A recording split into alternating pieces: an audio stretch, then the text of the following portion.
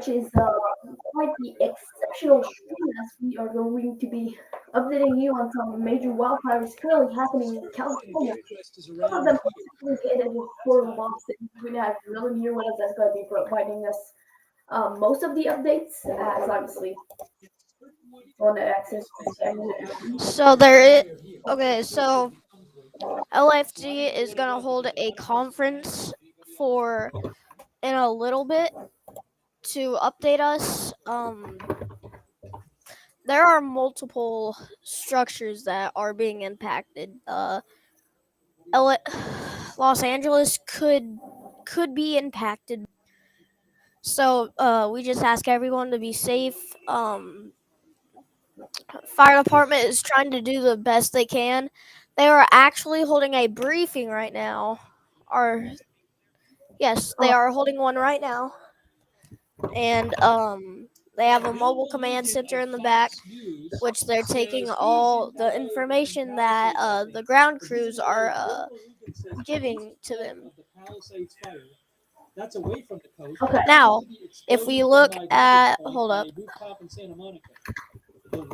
Now, if we can go look at the satellite real quick, you can see the fire on from the radar even too. It's this is not something to play around with, honestly. This so this is the area that we would be looking for. This is where it is. The fire is located in this area. Oh, ugh, that's bad. That that's all. I can't draw. Oh my god. Anyways, this is a very dangerous situation for this area. Um, there, I don't know if there's any injuries or fatalities at this time, but this area near Los Angeles, this is going into Los Angeles, Santa Monica, Beverly Hills. I honestly would evacuate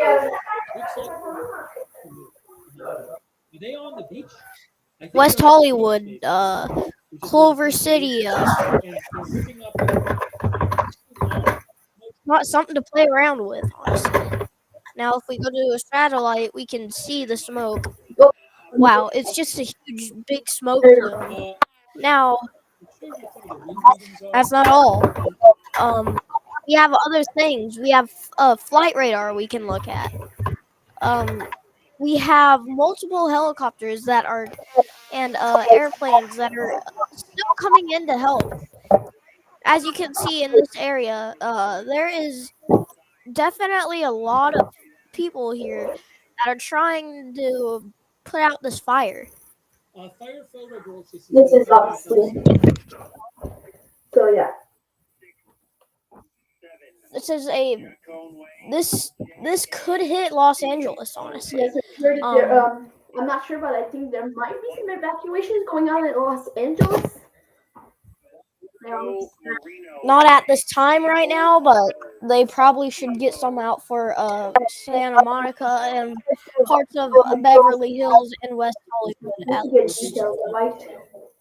If I can, and LA. it's Go also ahead. very near Malibu. Oh yes. So there.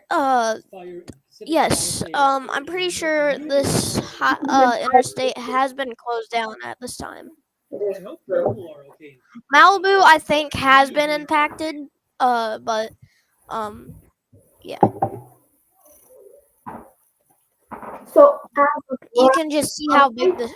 Go ahead. the so as of last update, the fire in Palisades is now over 700 acres. So this is the situation quickly getting out of control. Yes. The wind speeds are actually something that are Yes, is really scaring us yeah, today. We all of have this. What? The winds are the cause of this. Yes, yes. Awesome. I would agree with that. Some people are saying it could be arson. It could be some of that other stuff too. So Mhm. definitely a dangerous situation. Honestly, if you get any evacuation orders, respect them because, as you can see, this is not something to be messed with. You see it, but Exactly. this is not a thing to mess with. Exactly. We have multiple task forces out there trying to contain this. It's just not the Santa Monica area that could be impacted too. It could be the Hidden Hills. It could be Santa Monica Mountains National Recreation Area. It could be those areas that have been impacted. But we're I'm this is what the fire looks like from space with the thermos. No, just WILDIFRES being here. So also we're gonna be here for I don't know how long, but we will obviously won't be here until this is controlled because that's my last weeks and I don't really want to be out here for weeks, especially during this Saturday. So here are some of the wind readings. Palisades right in here, there's a gust of 24. There's a gust of 24 there. Up in the hills here, this is the Hollywood Hills, you have a gust of 40, gust of 28.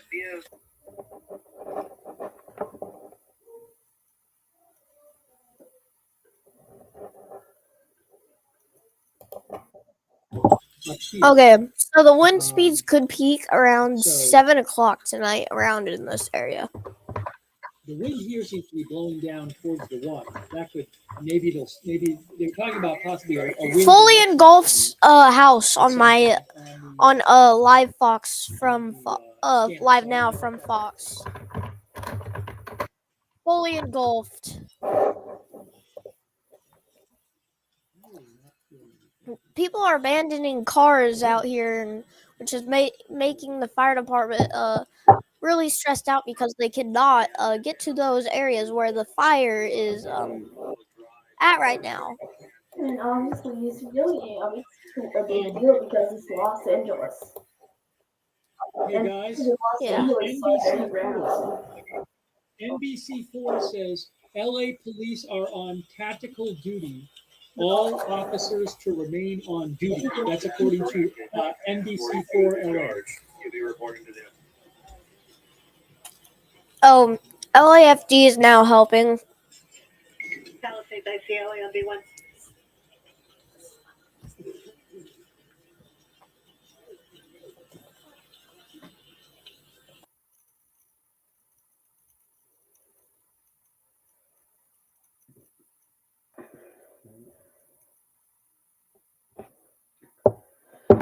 So let me just.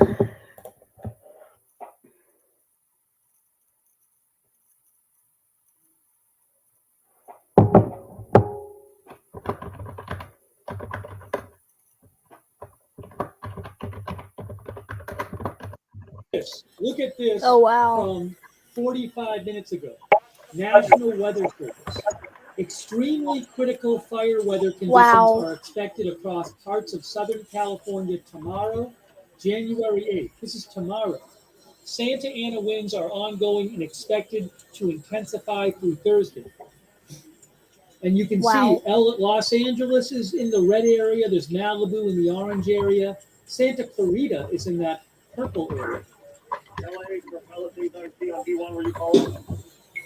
Okay. Initial structure reported on fire at 18114 Wakecrest, 18114 Wakecrest. New structure on fire, 11. The county or the city jurisdiction? County jurisdiction. New fire, structure on fire. Wow. 18114 Wakecrest. Now, Okay, so this is our current fire outlook right now for tomorrow. That's we on could that have a big Palisades on the coast. There's all this wildfire housing there, breakout and it goes all the in way up any of here. these That is areas. the No need to bring the people. So This is it right this now. is So 18114 Wake Crest. I think that's the right That's area. going on the elevation. Fire before at Wake Crest and Surfwood. So that's Stearns right. If that is oh correct, wow. then it would be. Where is it here? This Wow. is going really far. That smoke plume though. Yeah. So on Fox news right now there's a lot of sirens right now. It feels like New York, honestly. That's the wild ropes. So it's a very dangerous situation. I thought that's Um 18114. So that is people the- are trapped inside the houses and they are not able to get out. So we could expect some injuries or fatalities in a little bit.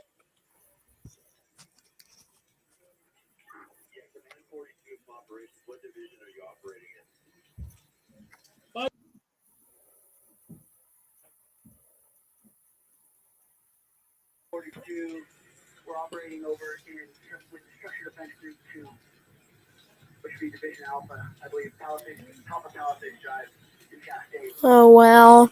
The house we were just looking at, Yeah.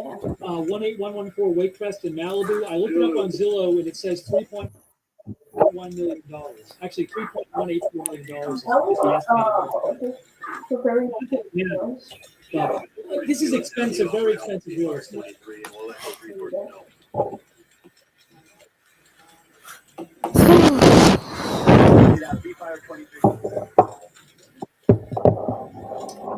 Wow. I should probably turn on Broadcastify. Hold up.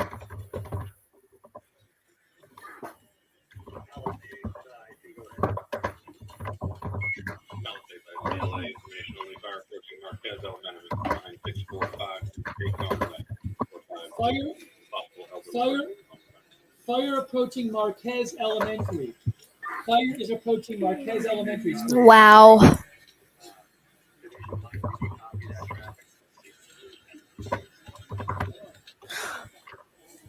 Multiple counties. Is this Marquez? Is it Marquez Charter School? Where's J. Conway? I don't know if that's the right Wow. one. That might not be it. I don't know. J. Conway. Let's look up J. Conway. Online. Okay, they have. This could be. Well, there's J. Conway, which is right there. This And there's the could school. Yeah, potentially Marquez be Charter a School. state of And disaster J. in a little Conway. bit. So I think So. they said fire approaching Marquez School.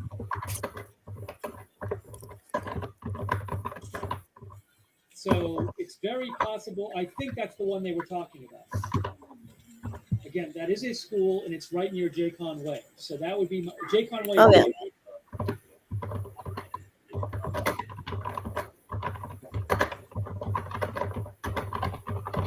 Wow. They're showing a house burning on NBC4. They're showing a house burning on Live Now on Fox. They're showing fire on. Holy moly. Wow. Different locations. Could you maybe turn the broadcast you're watching on? I don't.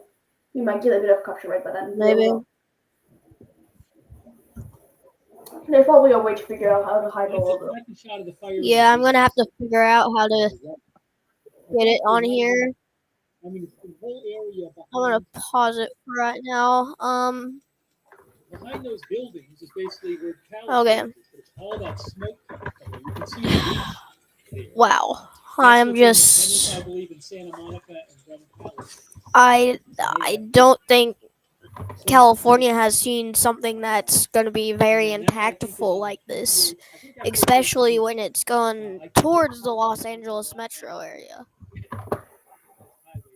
Wow. Okay. I'm going to share the stream that with you that I'm watching. There is a fully engulfed house. Like it's wow.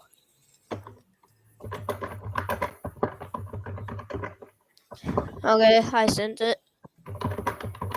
But there have been so many homes destroyed. We don't even know. I hope people are okay.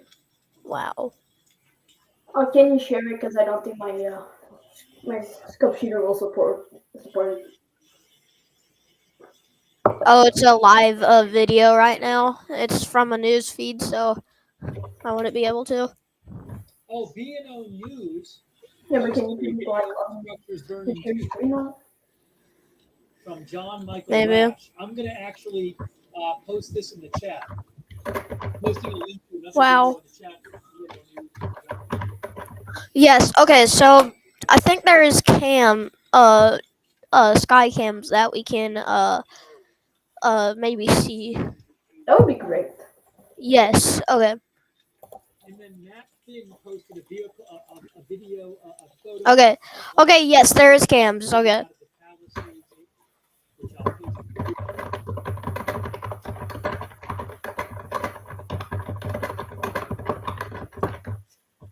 post. Yeah. There's a fire warning.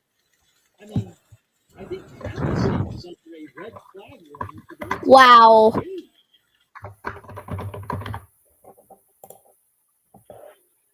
Wow. That is just wow.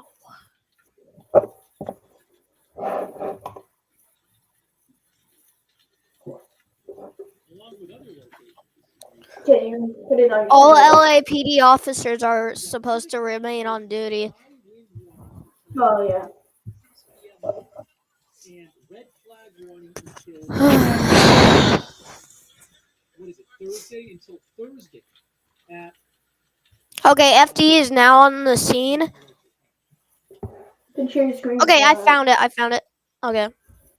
I'll share my screen. This is there was you were able to see the fire from a few miles away, Oh, but see that? okay, share. All right. Yeah, it's Well, this is live footage from Pacific Palisades, who's currently on an mandatory evacuation order. So as you can see, if you're there, you want to evacuate as quickly as you can, because as you can see, look at the smoke. also credit from the store review for providing us with A PDS red flag warning has been in effect and a high wind warning. Look at the palm trees. Biden was also set to come in this area soon, but obviously he has canceled that for obvious reasons. Okay. Oh, I was going to show you also. Probably come back at a later time after the fire to see the damages. Yes, hopefully they get this thing out. This is a Well, At he's least. for God knows how long. Wow. I'm just gonna go and see on weather-wise if there might be some cameras. This fire has moved in to this area real quick. Yeah, and obviously Los Angeles might also be hit by that. Wow. I mean, wow. I'm just I'm gonna be trying to see if we might, if weather-wise. it's bad, honestly. It's not good. Well, it's kind of also a surprise. I mean, it isn't news happening until now. You can see the beach on the left. Yeah. And the highway right there. So unfortunately, there isn't Fire actually mass caps and Okay. This fire could be moving to the east. east. I don't know. Wait a minute. Hmm. Okay, wait, there's nothing in the east, so that's. You know, Bill Malugin Yeah, said this is still a very dangerous situation. The southeast. Okay, yeah. East, that would be. toward the coast, but I think Yeah. East, that would be basically in the water, so. as we obviously continue to watch this Fire situation. department is having trouble putting this stuff out. Yeah, that's bad. When did that begin now? This is the beginning. Wow. KTAX Network found a video from How long has this been happening for? KTLA posted Wow. When did that fire go? Okay, first report of injury. Oh god, and definitely not the last one. No.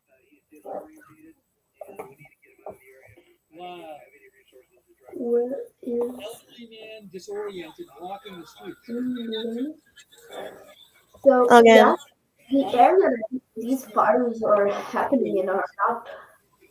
These fires are happening due to spot fires. So, spot fires are basically lit by embers that they start like in front of the fire, which basically causes more problems for the fire department. Yeah, and there's also cities like San Fernando, Santa Clara, Pius, and Apollo, Moore Park, and all that stuff that tomorrow will be in an extreme fire risk. Yes, I don't know why one wasn't issued today either. So, And Los Angeles is an elevated fire risk, and today in a critical. So that seems like it's gonna move a bit. That seems like the situation is gonna be more moving a bit slightly northeast from what I'm yes, seeing. it could. Based on how it looks, that's where it's gonna go next. And So, some. Go ahead. what surprises me is how there's not even a risk for where this is happening right now tomorrow. Exactly. They're going to all be comfortable. Well, it also depends on if the fire is going to be handled. I would not be surprised if this thing moves into Los Angeles. Downtown Los Angeles could even be impacted by this stuff. So, this is a very dangerous situation. It's not looking good at all. Wow.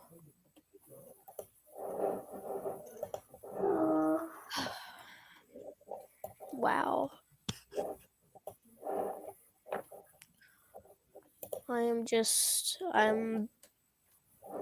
I woke up today and I was like, oh, today was gonna be fine. I didn't even know there was fire risk until I looked on YouTube. We have the scanner on. It's a little quiet at the moment. Wow. Let me show you guys what the. First of all, this is mandatory. Did they update the evacuations? Okay, I don't know if they've updated the evacs yet. What's kind of funny is that there's, at the same time in California, there's some moderate risk for blizzards. There is? Well, for ground blizzard. All of this is mandatory evacuation. Never knew that. Mandatory evacuation. Whoa. Okay. Palisades ICLA V1 reported structure or structure threat at 1 D. Oh, wow. 3, 4 coastline. This is not a pretty situation for California. Okay, school may be impacted, but I'm pretty sure school has been released. No, I don't think there was school today for California. I don't know. Wow, right on Well, the it depends on also if the fire broke out, like make. Okay, there is a fire on near the beach. coastline is right there, right on the beach. Yeah, we saw. Yeah, and actually it has that as their cover. Structure threat. Wow. So we haven't had it in the last 19 minutes. Last update being that the fire was over 700 acres. I mean, I'm assuming Yeah, that I think it's 1,000 acres right now. I don't know really yet. as of the last update, it was. the ocean is right behind it. Wow. 700. Okay, so we have probably around 10 U.S. Fire Service planes or helicopters trying to help put out the flames. The fire has officially reached Los Angeles. There's currently a house on fire linked to that, or maybe another house fire not really linked. Yeah, there's more houses being reported on fire. Yeah, there's a house in Los Angeles. That's what Fox Now is covering right now. Oh yeah, Fox Yeah. now has a fully engulfed structure. Yeah, that means that the fire is officially in Los Angeles. Yes. Okay. So this is a very dangerous situation for Los Angeles. Wow. I'm not surprised, honestly. I honestly didn't think it would make its way into Los Angeles. Wow. Wow. Okay. Other people are going live too for this, so wow. Yeah, this is bad. Yes, it's a very bad situation. He is Wow. live streaming it on his new channel called The West Site. And this is a very large fire. Hold up. We are trying Yeah. to get you guys as much information as possible on it. Okay, looks like we got a photo coming in from somebody, or from Josh Wolgans's. Oh, yeah, I'm good. Wow. Get this over to my Gmail so I can Yeah. Oh, wow. Oh my god, I got like 3 pins Alright, anyways, I have to go and eat dinner because I have school tomorrow, so, also we um, have some evacuations that have been yes. issued as well. I do want to go over that. Possibly a new evacuation order is gonna be, and for the Beverly Hills area. We got mandatory So, evacuations over here near Topanga. everyone stay safe. Acreage is now 300 acres and growing. This is gonna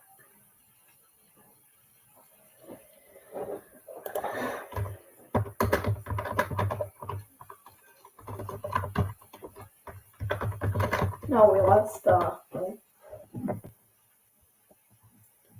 So this situation is unfolding. I'm trying to find some footage.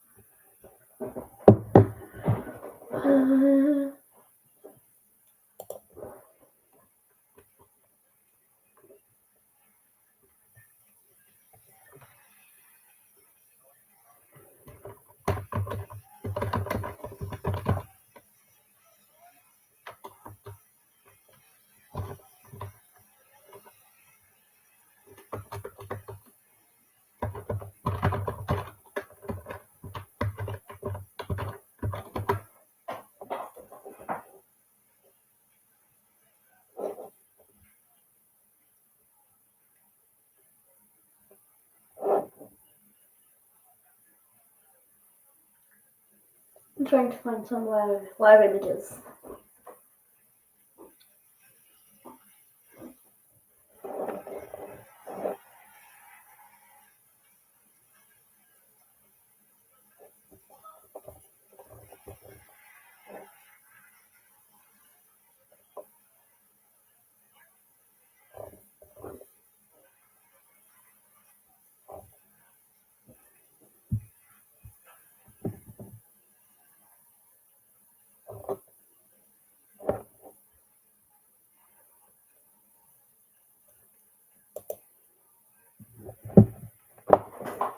So obviously, I don't know, really seems to have a crash or something. Guess, yeah.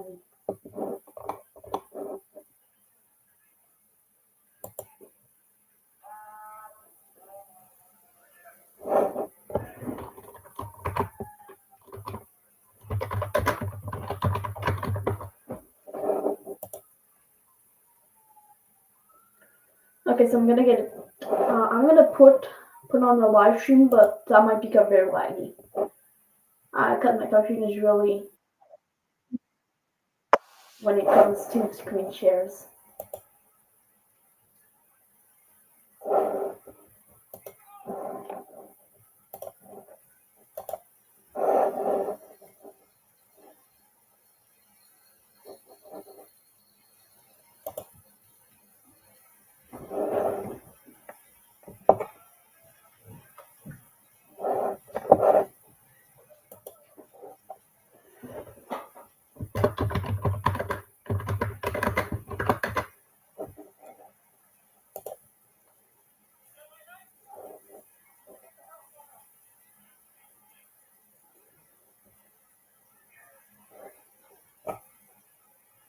Ugh, lag, how fucking early.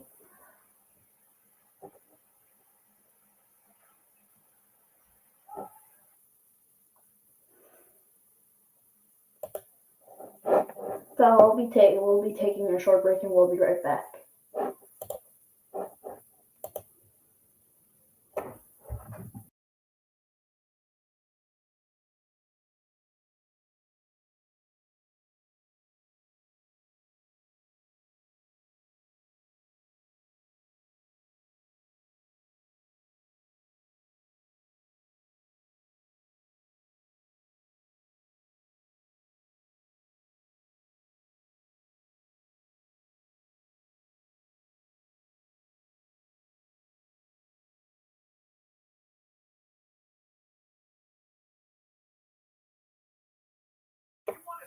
So apologies to that seemingly there was a connection. So please be patient while we fix that because it's not my images.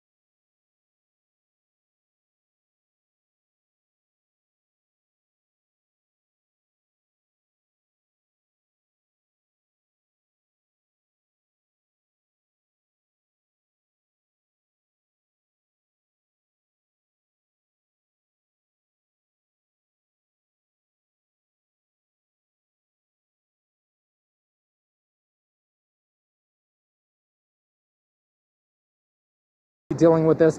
This is just one neighborhood. This is Bollinger Avenue. As you see, there's kids' toys in the front yard. All of these folks have left this area. But just on the other side of the street, I did see some residents. Firefighters were telling them to get out of here quickly because this is not one of those situations. Hey, sir, I'm gonna see. Hey, are you okay? Can I talk to you for a quick second? We're on live television, KTLA 5.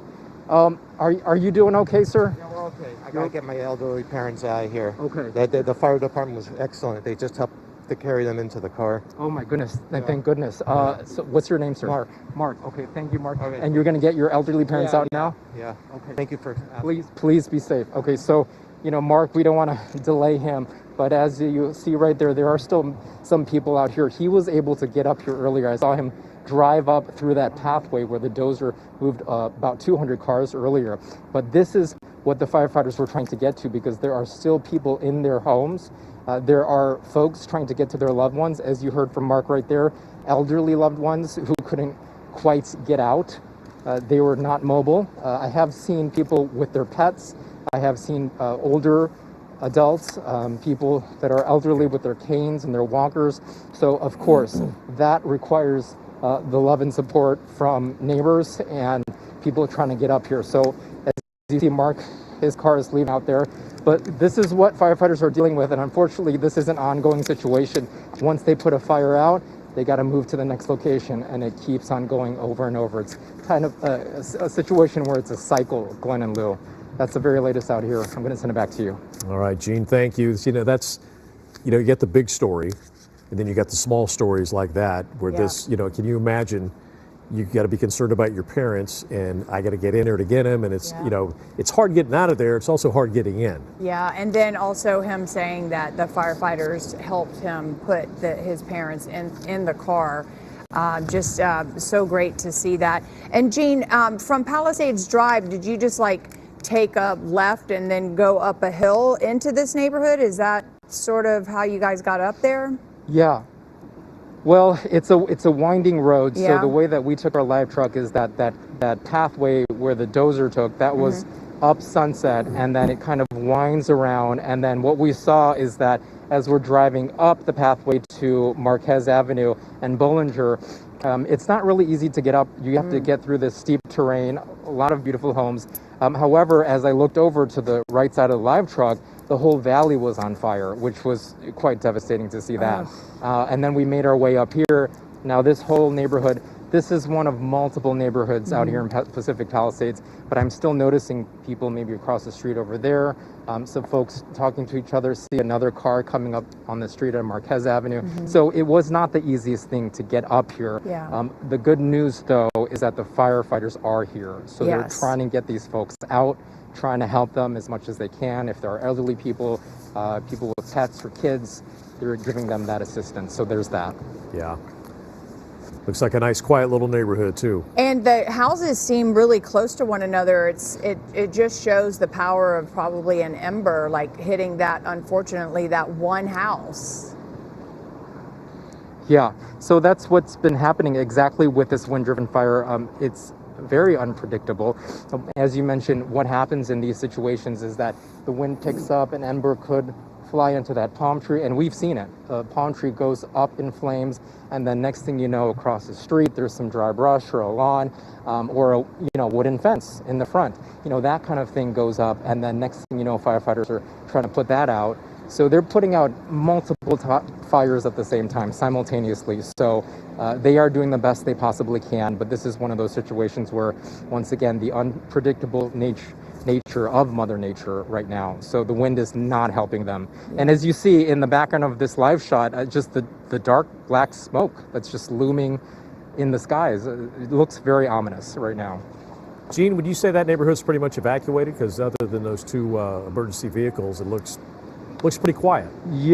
Yeah, it looks pretty quiet. I think this was part of that big rush that got down the hill to PCH in the panic. It looks like, at least from the driveways, I've walked at least a block or two, and it appears to be that most of these homes are evacuated. We're seeing, kids' play toys and things like that. So a lot of families living out here. Fortunately, You see a little basketball court here. But most of these folks appear to have gotten out of here as quickly as they could. So hopefully nobody else is really left here. Well, the good news is you've had that mask and the goggles most of the day. I know that you have mentioned, and Lauren did too, ash in the air, obviously smoke in the air. You've been hit with some water, I think, from the firefighters, and even Lauren at one point when they were dropping water, I think it sprayed onto them at some point too. Yeah, Lou, I would, honestly, that water was really no big deal, but it was a little surprising. Yeah, we do have the goggles and the mask and all that kind of stuff to try to protect our lungs.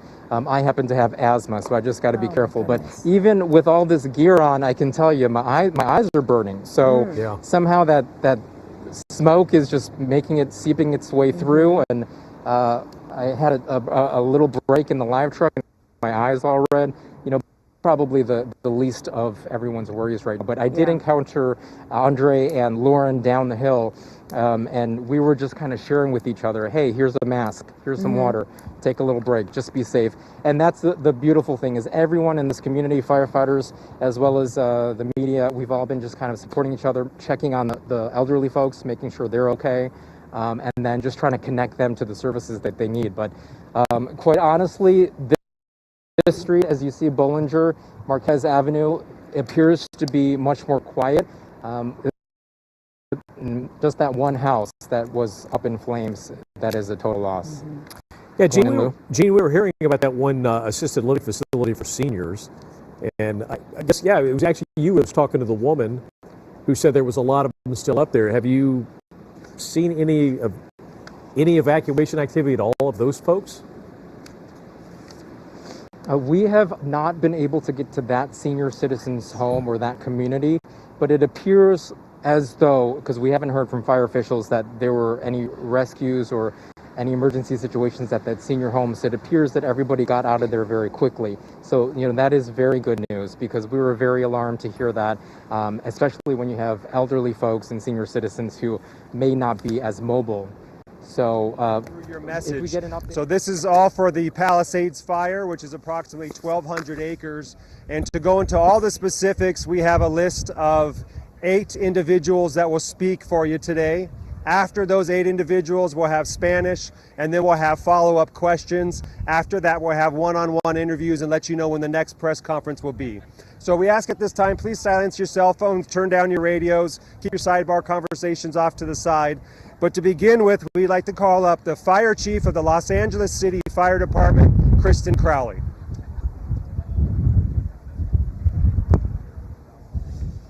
Well, good afternoon, everyone. I'll be giving you a brief on what your LEFD has done up to this point. So at 10:30 this morning, a brush fire was reported at 1190 North Piedra Miranda Drive in our local fire station here right behind us at Fire Station 23. Los Angeles is currently experiencing an extreme fire weather condition with red flag alert. At the time of the fire, the relative humidity was 12 and the winds were approximately 25 miles an hour with gusts up to 50 miles per hour. Based on the red flag weather, your LEFD pre-deployed additional resources, made public awareness notifications, and issued parking restrictions in high hazard fire areas to ensure that the means of access and egress of our local fire stations and apparatus could move up and in around the area. First LEFD resources reported initially a 10-acre fire with 40 mile per hour winds and alignment heading towards the west or towards the ocean. The LEFD then requested all resources, including strike teams and aircraft from assisting agencies. We then went into an aggressive attack and focused our efforts on fire life safety operations, beginning with evacuations. Currently, the fire is at 1,261 acres and growing based on aerial reconnaissance. The fire is being fueled by a combination of strong winds and surrounding topography, which is making it extremely challenging for our personnel that are assigned to this incident.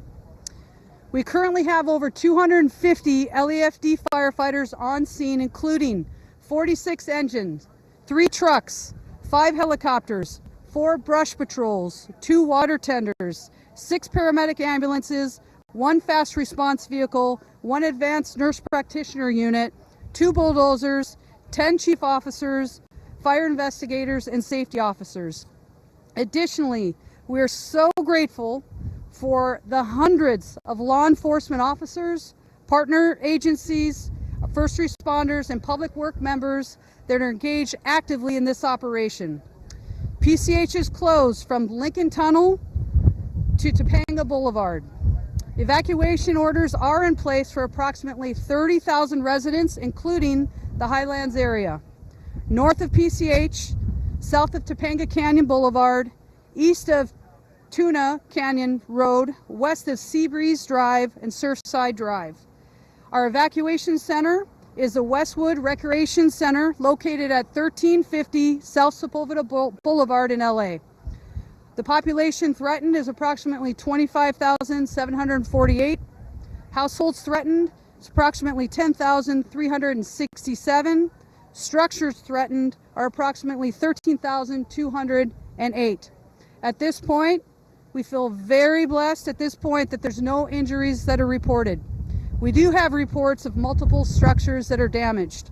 Since the beginning of this fire, I've been in constant communication with Mayor Bass, as well as other city leadership, who's working very, very closely. As you can see, this entire entity behind me, we're working seamlessly and closely to ensure that we are protecting lives and property first. So with that, we'll go ahead and introduce the next speaker. Thank you, Chief Crowley. The next speaker will be the Los Angeles County Fire Chief Maroney. So good afternoon. My name is Anthony Maroney. I'm the County of Los Angeles Fire Department Chief. Shortly after the start of the Palisades fire, LA County Fire did assist the City of Los Angeles with a first alarm brush assignment. At 11:30 hours this morning, our LA County Fire Department went into unified command with the City of Los Angeles, and at 12:30, our CAL FIRE partners from the state went into unified command with not only LA City Fire, LA County Fire, and LAPD.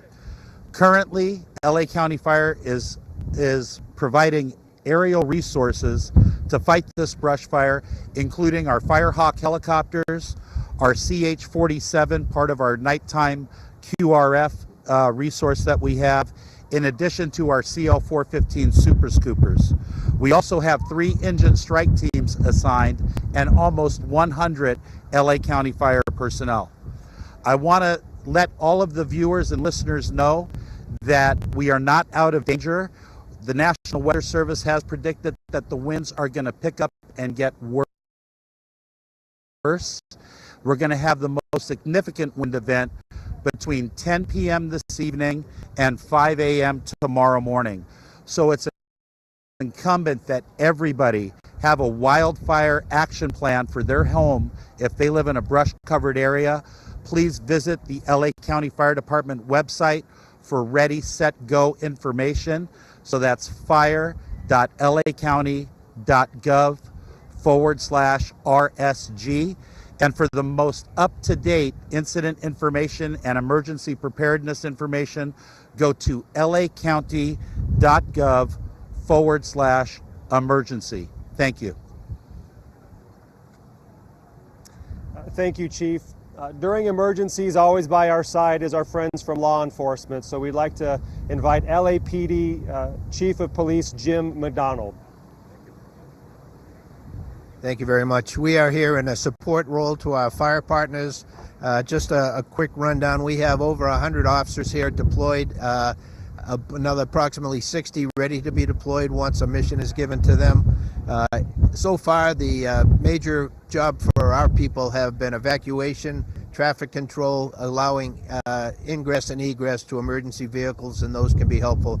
I would have an ask that if you would, please do everything you can to open up the streets so we can get the resources we need to be able to deal with this emergency.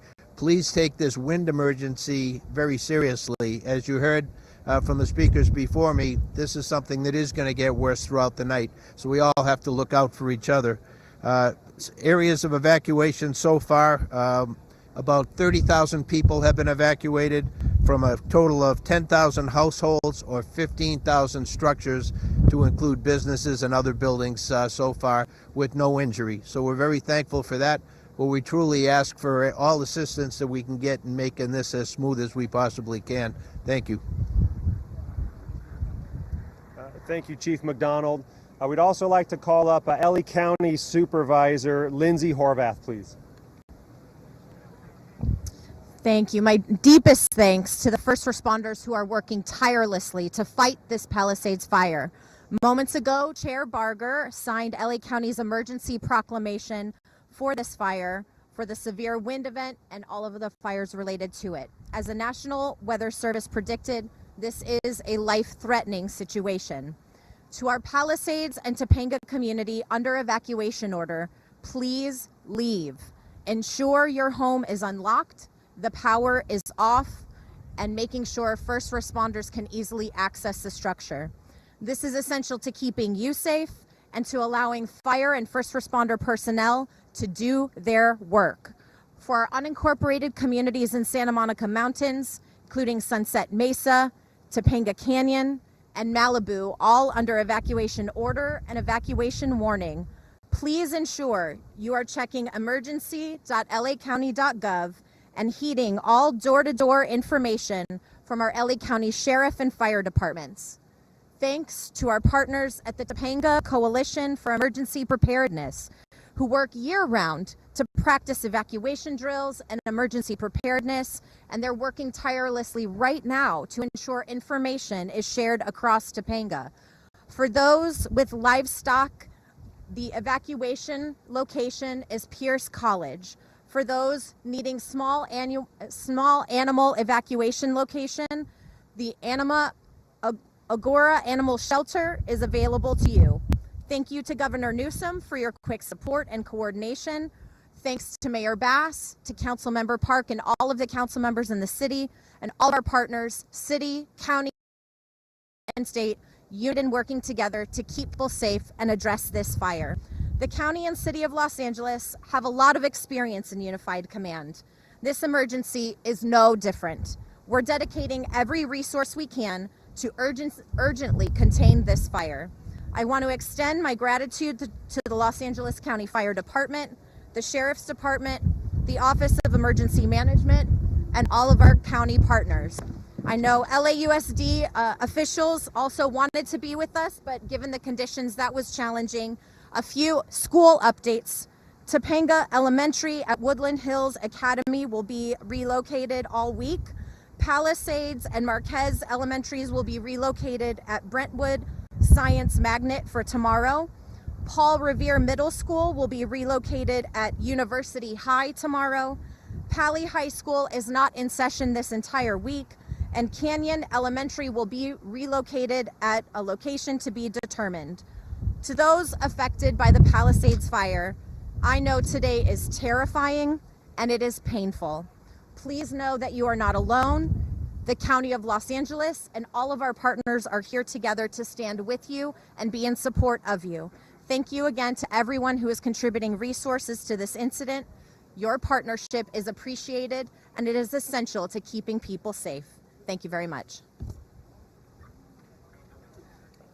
Thank you, Supervisor. Next, we'd like to bring up Los Angeles City Council President Marquis Harris Dawson. Thank you so much. I just want everybody to know that since this morning, about 7 a.m., I've been in direct communication with Mayor Bass, who's on her way home from a diplomatic mission on behalf of the United States government. She will be here within hours. Also, we want everybody to know that the city is well prepared and has a tremendous emergency management infrastructure who has been on the case since 6 this morning at the beginning of this wind event. I'm proud to say that we have some of the best men and women anywhere in our fire department, our police department, as well as their partners across the state and across the county. I am also want everybody to know that as acting mayor and president of the LA City Council, along with the county, and we'll hear from the governor later, the city of LA is declaring a state of emergency through this wind event, and we'll have all resources on deck.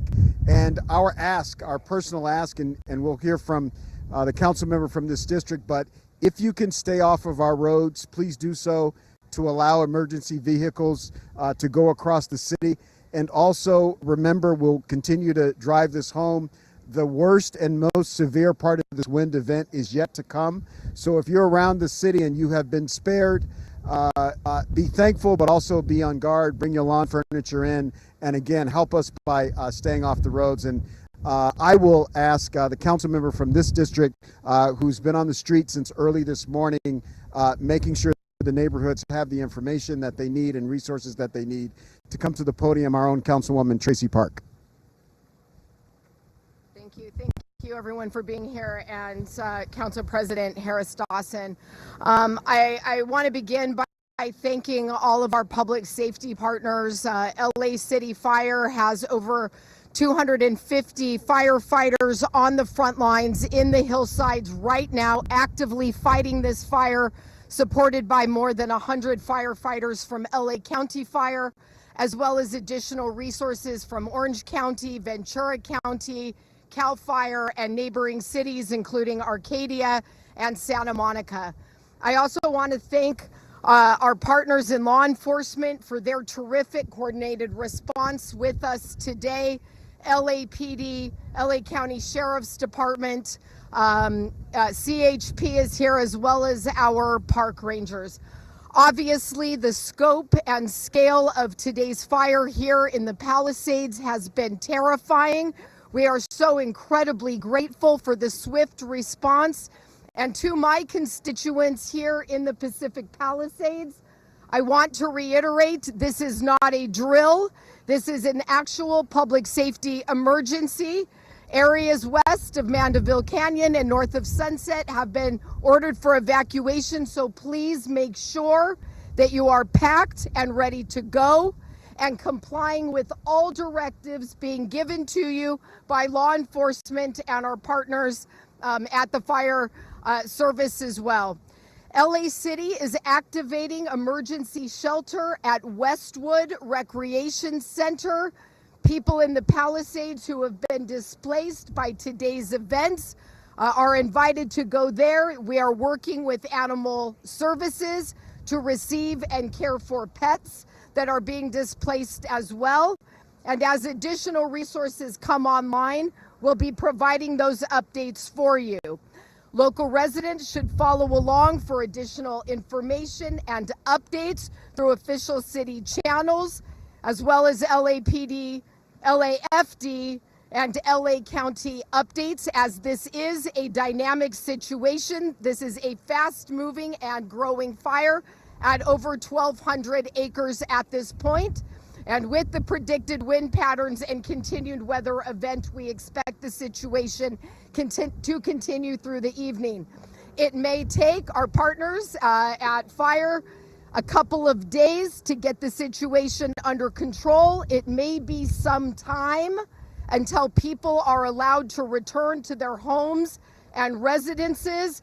Please bear with us through this period as our public safety partners work hard to protect lives and property and ensure that this area is safe before people return.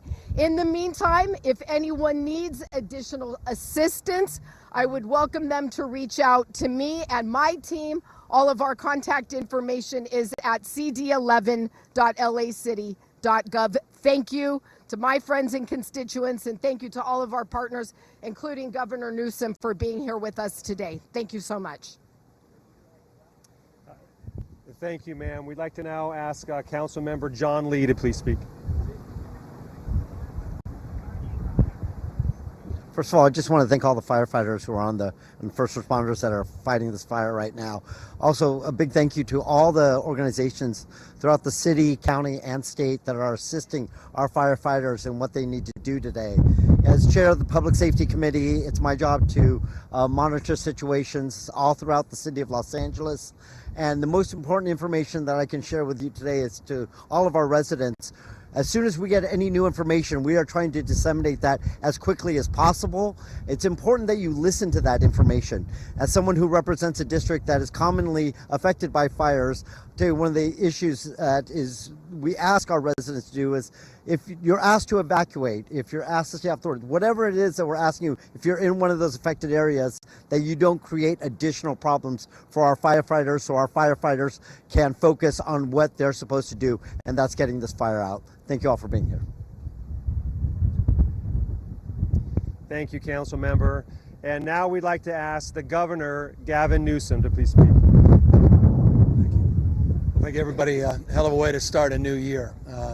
Again, let me add my voice, the voice of so many others, in extending deep appreciation to the men and women in uniform across jurisdictions. I want to thank, in particular, Chief Crowley and Chief Maroney for your outstanding leadership, Police Chief, Sheriff's Office, all of our law enforcement agencies that work hand in glove.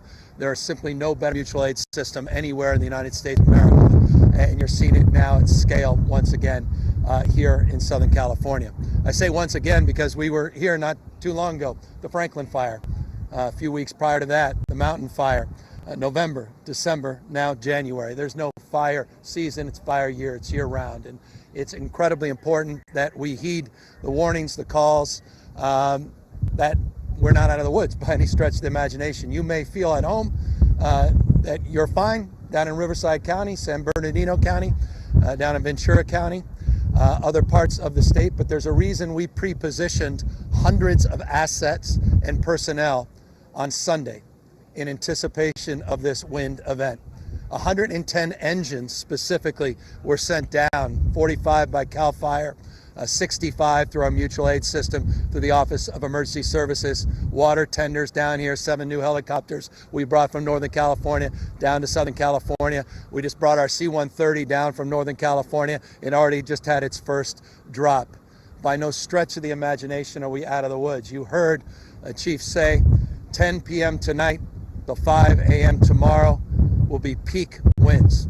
And having just quite literally an hour or so ago gone up the canyon and saw firsthand the impact of these swirling winds and the embers and the number of structures that are destroyed, not a few, many structures already destroyed, and the fact that people were still not evacuated, still did not heed the warning, we're just coming down the canyon, is a reminder of how serious this moment is and how important it is you listen to these evacuation orders.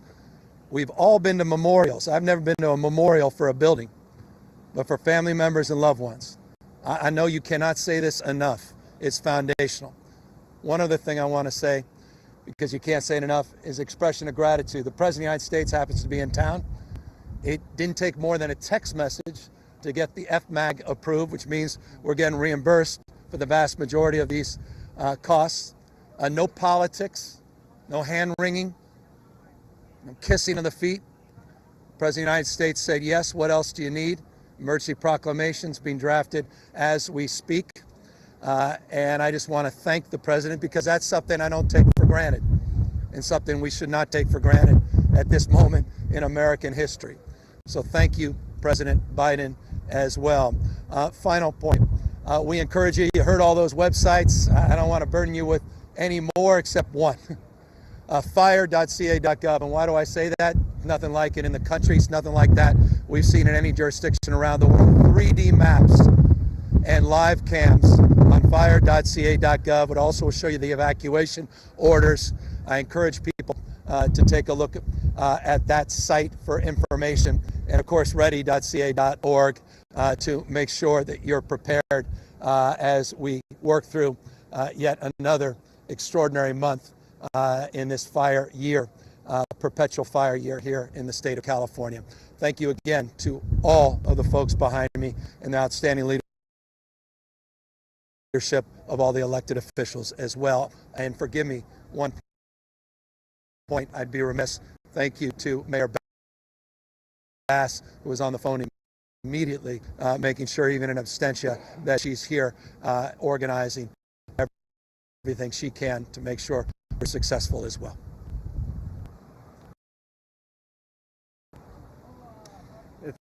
Thank you, Governor. Open this up now for Spanish, and then we'll go to questions. So we'd like to have Public Information Officer for LAFD, David Ortiz. Buenas tardes. A las media de esta tarde comenzó un incendio en la comunidad de Pacific Palisades en el municipio de Los Ángeles. Este incendio rápidamente se propagó a más de 700 acres. Han habido la orden de evacuación a 1,000 personas en esta área y pedimos al público acción de la policía en las áreas que está siendo evacuada ya que su vida sí está en peligro. And you were just listening to an update from multiple different city agencies, fire agencies throughout Southern California, especially on the west side, as this Pacific Palisades fire, known as the Palisades Fire, has grown, really blown up to 1,260 acres over the last 8 hours or so. John Fenolio, Samantha Cortese here for the 4 p.m. newscast here on KTLA. John, we knew it was going to be bad. We knew the winds were going to be bad. And this was really the worst nightmare for a lot of people. That's right. It took off just around 10:30 this morning at about 10 acres and 40-mile-per-hour winds. It soon exploded in size. Right now, 250 firefighters are on the ground, 46 engines, 5 helicopters, and 10,367 households are currently threatened. Evacuation orders are in place for some 30,000 residents in the fire zone. The city of LA has declared a state of emergency through this wind event, and as we just heard from officials, we know that we are not out of danger. That is from LA County Fire Chief Anthony Maroney, who said increased Santa Ana winds are going to begin tonight between 10 p.m. and 5 a.m. We're going to listen back in to questions at this press conference.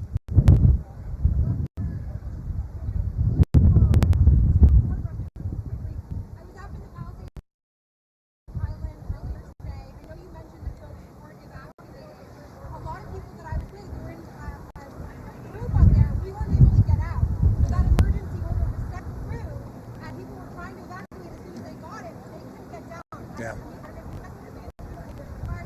Yeah.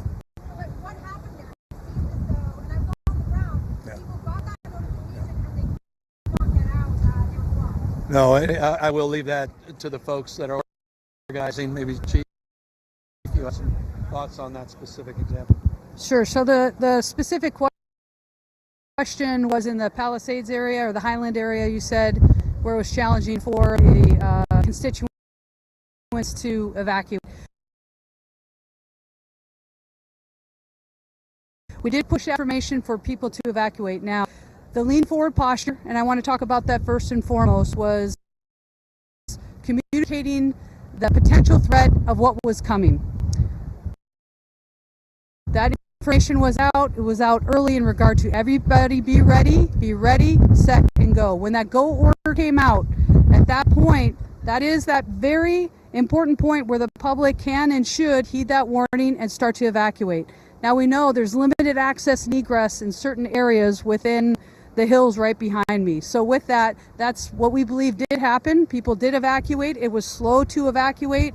What I have been briefed on is that the evacuations were slow, but they did occur, and we will follow up on that if there's anything better in the future that we can communicate to the constituents and continue to train to that, because the evacuation order, we can never do it early enough.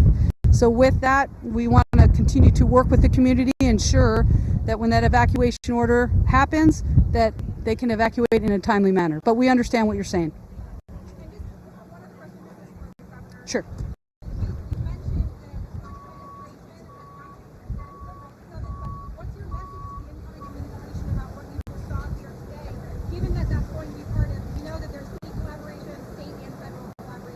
Well, we're all in this together.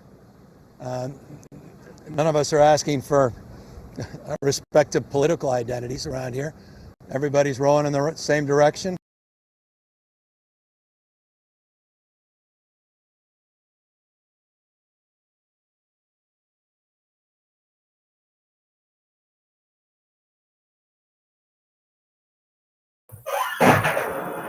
Alright, so that is the latest coming out of Los Angeles as the situation gets worse.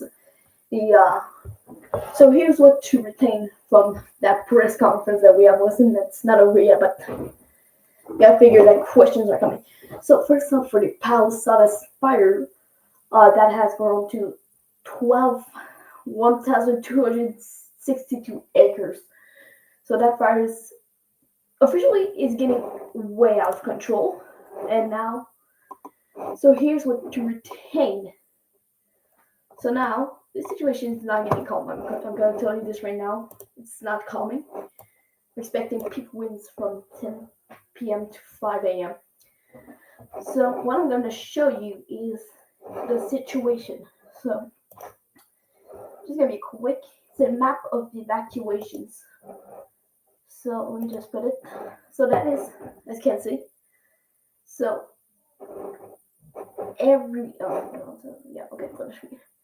So basically, every area on the screen that is on red, that is mandatory evacuation. Now for the yellow, that's evacuation warnings. So honestly, we're still watching this situation because this is not city. So the official evacuation center is Westwood Recreation Center. So what we retain from this is that the peak winds are going to be from 10 p.m. to 5 a.m. and that the fire remains out of control. And obviously evacuation, we have new evacuation orders as you saw on the screen.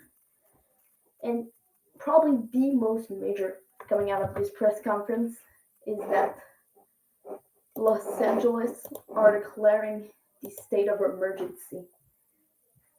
The fire has officially moved. That confirms that the fire has moved into the area. And this is not a pretty situation, so that's most of the details, and we will go back to that press conference.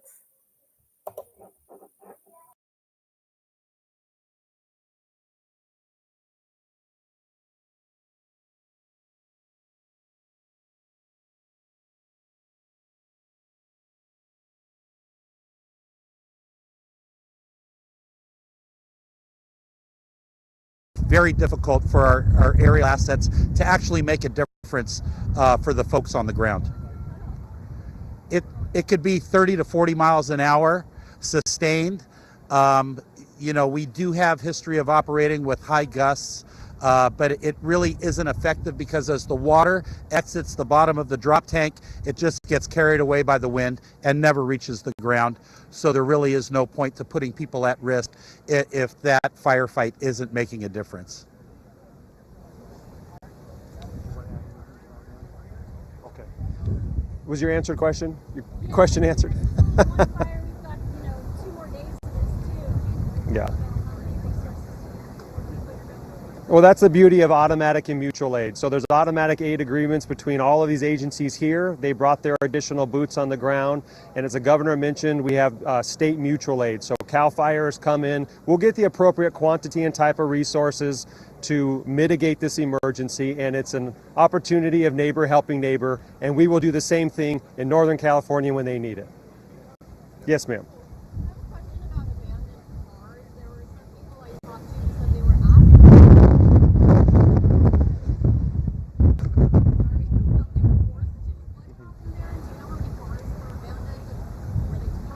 Sure. So questions about abandoned cars, that's a good question that has come up. Law enforcement assists us heavily with evacuation, but please remember it's an active incident. We don't have the answers to all of these questions. We will certainly look at that. That's very important. I don't know if police felt like they wanted to make a mention to evacuations. Okay. Yeah, just on that question of evacuations, vehicles left in the roadway. If you have to leave a vehicle in the roadway, get it as far off the road as you can so that emergency vehicles can get by. The gist of moving them with bulldozers was an emergency situation. You got to get those fire resources through, and they do what they have to do to be able to facilitate that. So we're asking really for the cooperation, and think a couple of steps ahead. It's not just your vehicle there, but then others line up behind you as well as they see what you're doing. And so I can't stress enough, please follow the evacuation orders. Do your best to be able to get out to safety. Bring the equipment you will need for the next couple of days with you, because as you've heard over and over again, this is not going to end very quickly. Thank you. If I could just expand a little bit. On Saturday, state started to convene respective leadership across the state of California at the Office of Emergency Services. We started to pre-position early evening on Sunday in 6 or 7 counties here in Southern California, quite literally moved assets from Northern California into Southern California. Just as an example, moments ago, we had a chance to meet a crew from Santa Cruz and from Santa Clara County that just were deployed up the mountain. Those resources remain pre-positioned currently in other counties in anticipation of the concerns you just expressed in the wind events. We are anticipating, hopefully we're wrong, but we're anticipating other fires happening concurrently. And that's exactly the previous experience we've had with these kinds of wind events. And that's why we continue to provide and supplement those resources from all across Northern California in particular. One final thing, because I think it's important. My phone lights up all the time, including this morning, about people saying, well, where are all the planes? You said you put all these assets, I want to see them. It was important what the chiefs just said. We'll be up there all day, we'll feel good, but we're not doing good, because that retardant flies all over the place. So it's not that the planes themselves can't handle the turbulence and the wind shears, it's that simply you're not suppressing anything. And so it is a point, I know, of frustration, but then it also reinforces the preciousness of the hand crews and the men and women that are on the ground holding the line, that are up there as we speak. And that's also part of the specialty units that are part of these larger operations. We have an incident command team that quite literally is organized here in real time, and we're gaming out the next few days with the benefit of something we haven't had in the past, new technology. Technoscivil and other AI-enabled technology that allows us predictive capacity in a way we've never had in the past, which is also aiding our efforts to not just prevent in some cases as it relates to early detection, but also prepare to suppress in subsequent incidences. Yes, sir. With winds expected to pick up, do we have any projections for where the fire might move next, or any areas that might be at risk? It's been moving in a southwest direction towards Getty, which is moving towards the Los Angeles County Fire Department's jurisdiction. It did begin in the city, and that's the Unified Command. Good.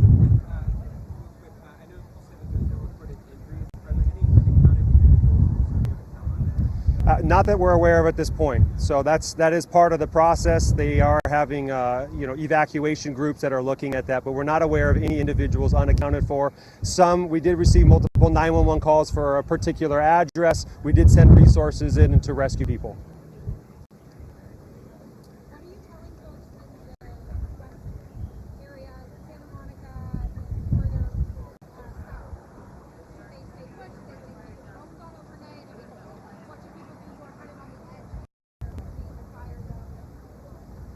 Okay, so what are we telling the people south of the fire?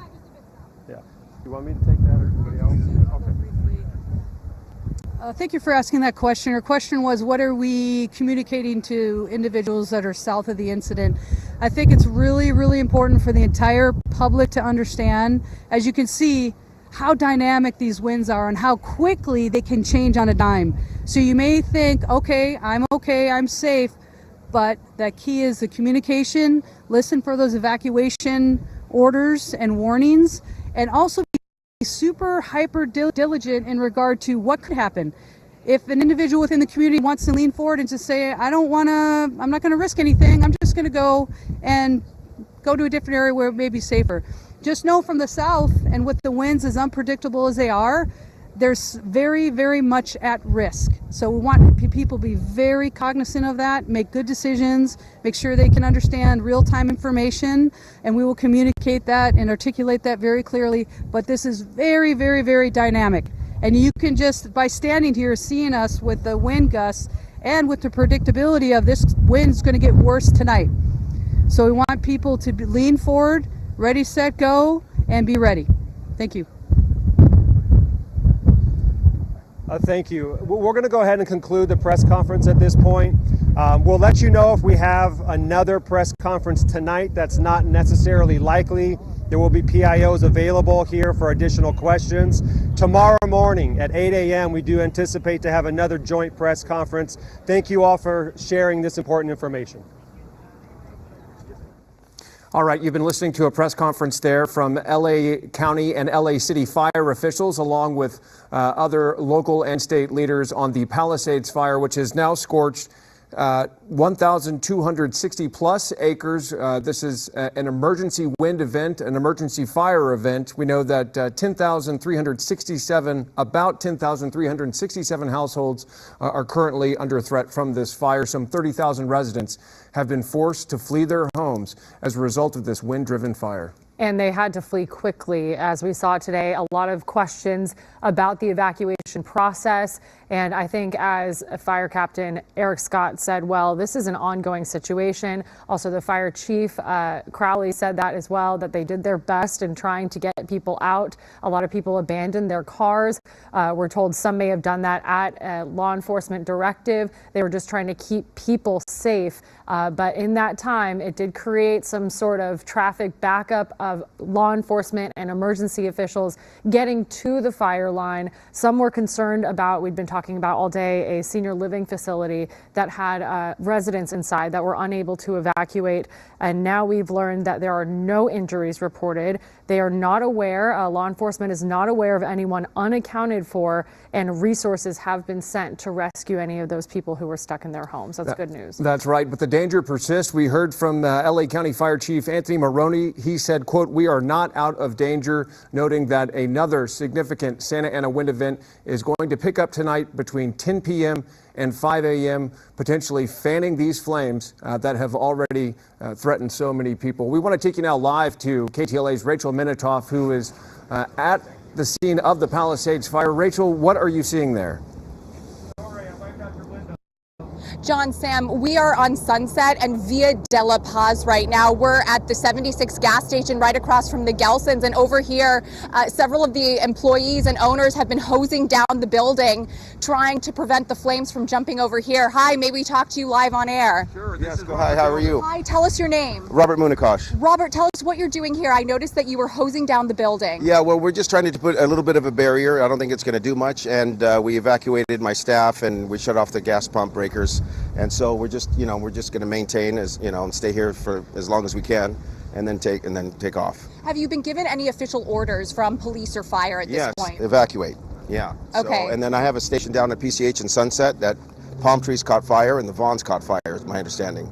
And so we evacuated that location as well. So, yeah. I see a couple of people over here getting gas. I know that there have been tremendous traffic jams at this point. Yes, tremendous. That's my car. I'm ready to take off. I live up in the Palisades up Bienvenida, and we were evacuated. So it's been a traumatizing day. Oh, I can imagine. Absolutely traumatizing. Tell me about some of the work that you're doing to stabilize the building, as I noticed the flames and the smoke moving closer over to us. We're just trying to hose down and put some water, some kind of water barrier on some of the plants and some of the material on the building to keep it from burning. You know, these winds are tremendous right now. Very, very, very strong. Swirling. You can't tell which way it's going. Are you guys going to get out pretty soon? There are evacuation orders. We've been asked to get out. We're just trying to throw a little water on it, and then we'll be heading out very shortly. All right. Well, we're wishing you guys the best. Thanks for talking to us on air. Please stay safe. People are asking about the gas and the electricity. It seems like it's all shut off right now. Are you looking for gas and electricity? Yeah, just the gas, because I need to get somewhere. I have no gas. I think there is some gas over here. You live around here? Yeah, not far. Yeah, but there is no gas. They said it's closed. Oh, it's closed. It's closed, and you're trying to get out of here. Jesus, what do you guys think? Yeah. Thank you. Listen, stay safe. And as you can see, the conditions are really difficult over here. We've got flames and smoke covering the area. You know, we've been talking a lot about those senior facilities, and Benton, if we'll walk this way, we watch as the Atria Senior Center right across the street over here. They evacuated all of their residents. They couldn't tell me how many people there were, but they had wheelchairs and vans, and they all worked together to evacuate several hundred people who live inside this senior center. And for the most part, this area is a ghost town. People are heeding these evacuation orders, and the smoke and the wind and the embers just keep picking up, and it is overwhelming, I have to say, around here. It seems like they've cut off the gas over here as a precaution. Understandably, people are trying to come by, get some gas. Here's Brian over here. He is hosing down the building, trying to protect it as a last resort. He's hoping that this will serve as a protection for their gas station and their building. A lot of people stopping to get gas. I have to tell you, the traffic on Sunset Boulevard in the Palisades and in Brentwood was the worst I've ever seen it, bumper to bumper. We'll try to get out of the area. This is an evacuation zone, obviously. We've got police cars over here blocking the area. No one can get in, only people getting out, and they're prioritizing evacuating some 30,000 people, as you mentioned. So for the most part, you see a couple of cars coming by. Now it is basically just media and fire personnel. And that is the way the fire department wants it. It does not want people hanging around here for obvious reasons. Sam, John, I'll send it back to you.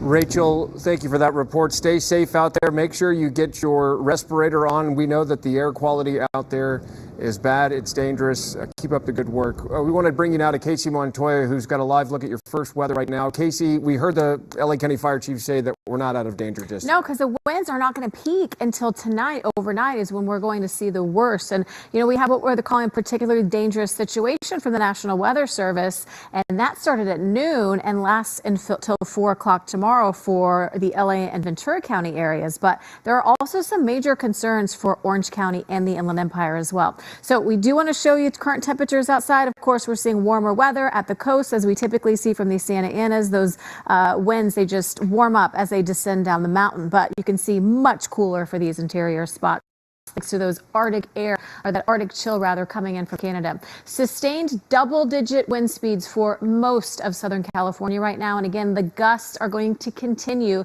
to be dangerously strong for the next several hours. Notice how we get a little bit of a break as we head into the next few hours, but it doesn't last, because by about 9-10 o'clock, we're going to continue to see those really strong, potentially damaging gusts. And even parts of the South Bay tomorrow morning are going to start to see some of those strong winds. San Gabriel Valley as well. There's a lot of areas that normally don't see these Santa Anas, but because of what we call the mountain wave effect, there's just so much support in the upper atmosphere. Those winds go up and over the mountain, and that's why we're going to see these areas impacted again that don't really see as strong of gusts during one of these Santa Ana wind events. No surprise, high wind warning in effect for a very widespread area of SoCal. This is where we are seeing sustained winds, 35 to 55 miles an hour. Again, those are sustained winds that strong.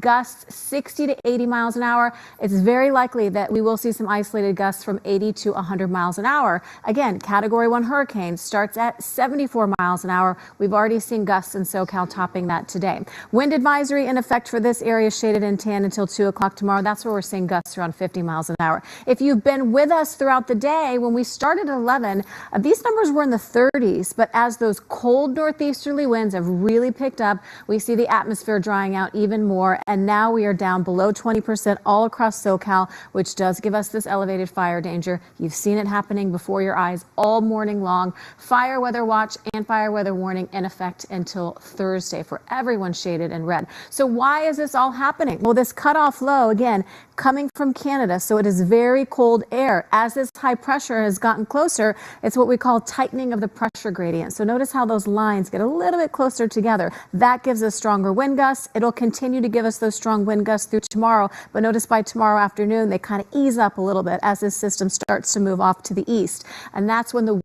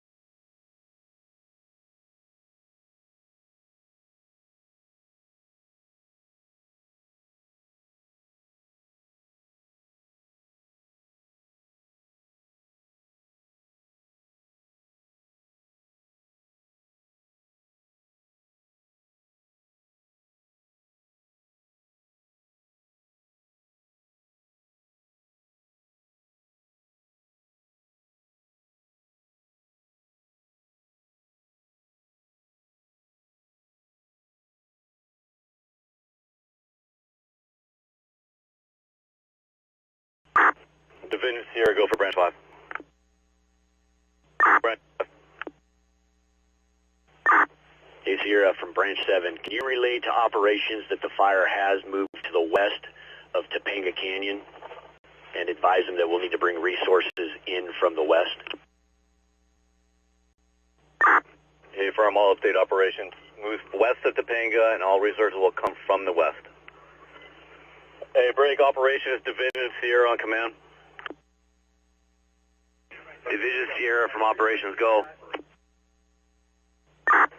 Yeah, be advised of branch 7. Fire has jumped. Topanga is now west of Topanga. All resources will need to approach from the west, from Canaan front to the west. Yeah, copy that. The fire has jumped Topanga and all resources will need to access from the west.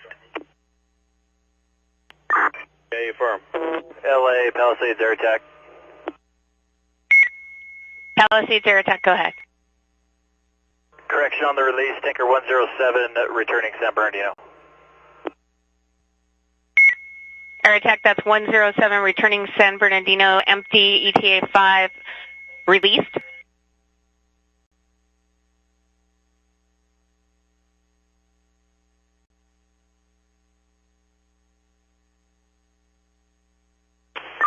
Yeah, IC from Task Force 1012.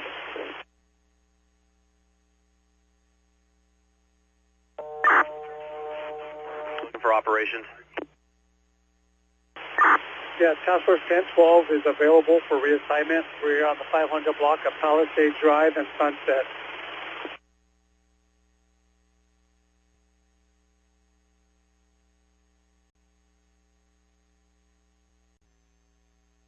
Branch 5 or? Yeah, Task Force 1012, we're going to reassign you to Branch 5 down on PCH. All the way to Sunset. You can report to 17015 PCH to the for the mobile 7 command.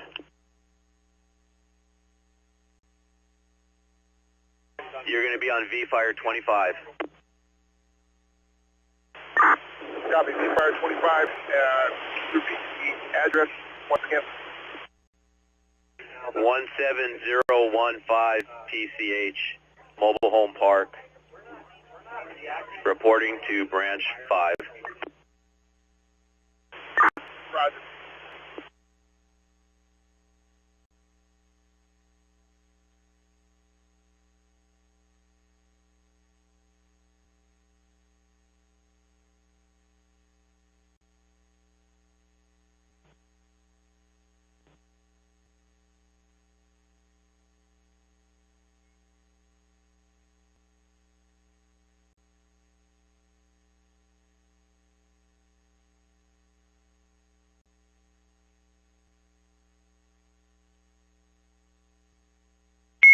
Palisades IC, LAV1.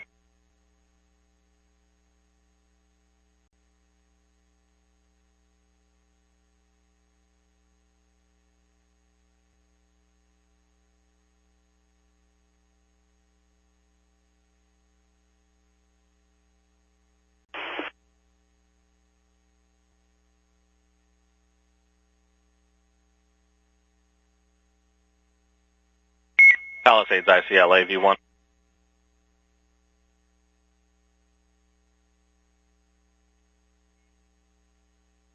LA for Palisades IC, go.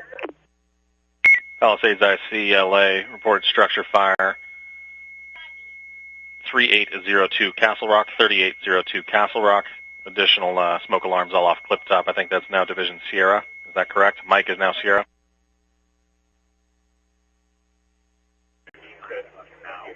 We have instituted Sierra. We still have Division Mike.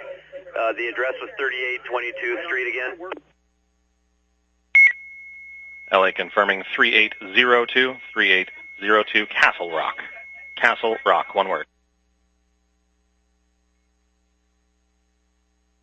Copy, 3802 Castle Rock.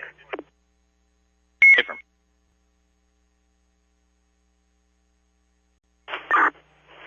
Operations Branch 7, command.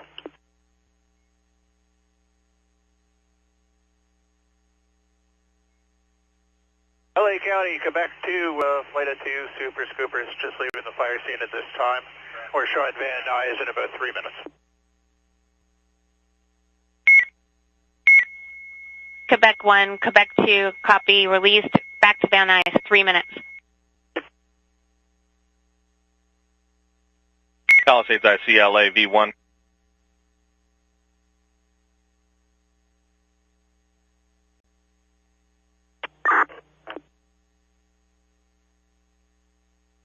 Division Sierra from operations on command.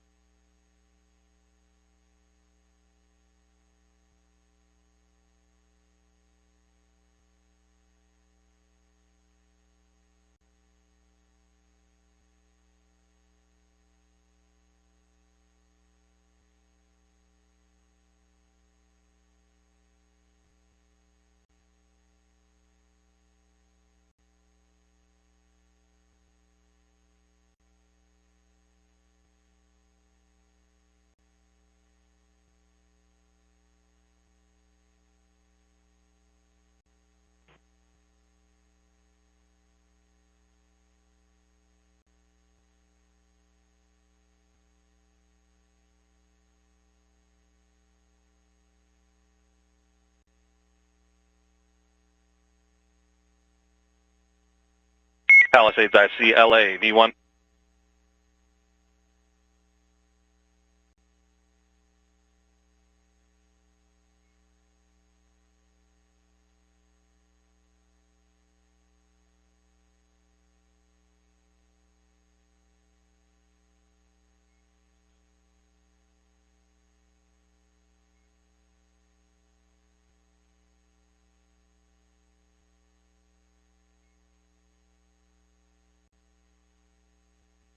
Palisades ICLA V1 with persons requiring evacuation information. LA V1. 2482, make your way back to the engine and we're going to move up.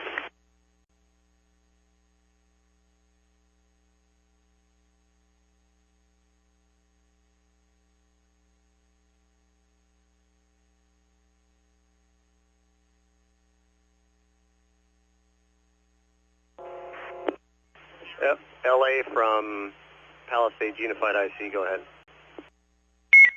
Palisades Unified IC LA. Persons requiring evacuation. LA, Palisades Air Attack 19419 on PCH. command aircraft That information. is 19419 PCH. 19419 PCH. 6 persons requiring evacuation.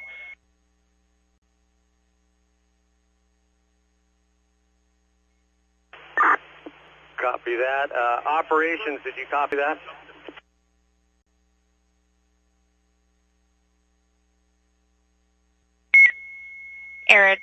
Palisades Air Attack, go for LA for aircraft information. Tanker 8878 released empty, Hemet 25 minutes. Tanker 41 released Fox empty 15 minutes. Tanker 01 released San Bernardino empty 20 minutes.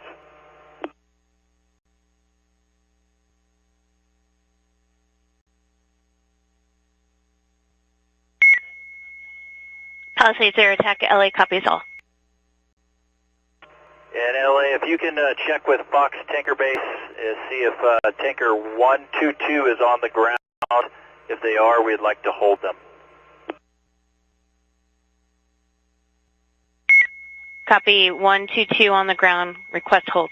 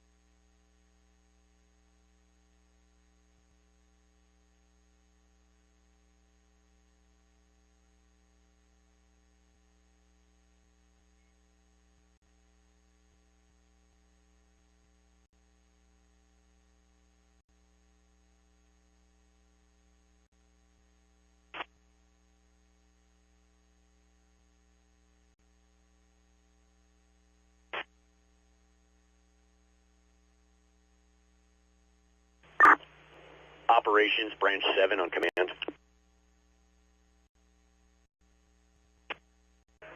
Branch 7, go for operations.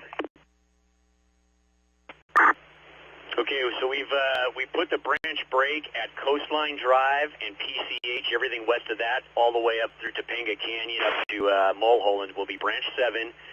That area, that housing track at Coastline and PCH is going to be Division Sierra, going to the west on PCH break. Fire is established west of Topanga Canyon on PCH, and it's coming up onto Tuna Canyon Road. That's where I'm at right now, and I'm going to set up a Malibu staging at PCH and Las Flores. Break. Operations copies PCH and Las Flores. 17,000 PCH is now going to be Division Sierra. And sorry about that, Quebec 2, we're clear to cross 3-4 right with a left turn back to the parking.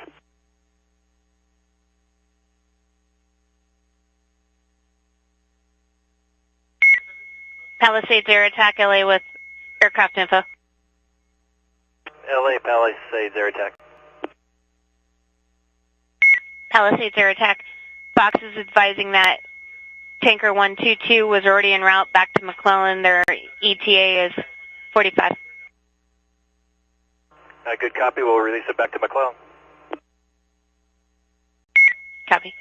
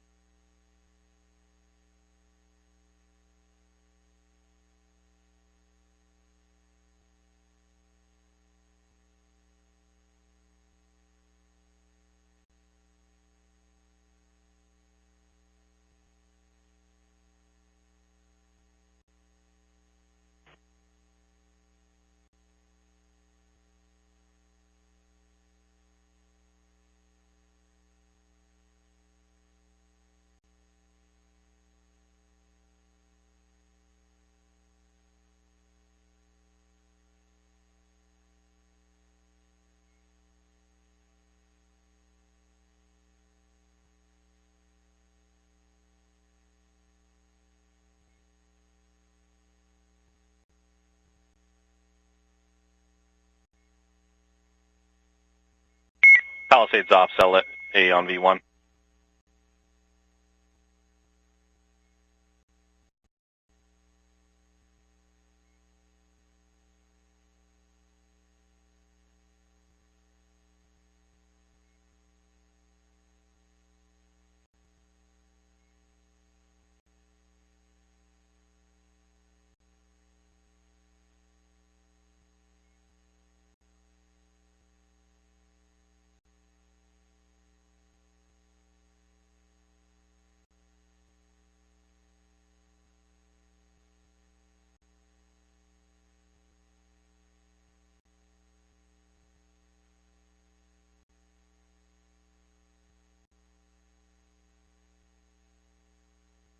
Palisades ICLA V1.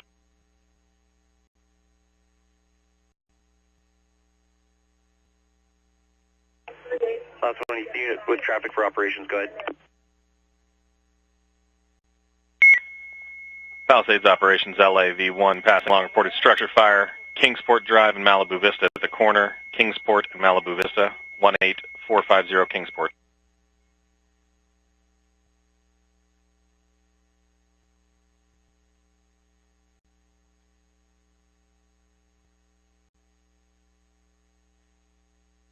LA from Ops, can you repeat the address? Ops LA V1 18450 18450 Kingsport. Ops copies 18540 Kingsport. Hey.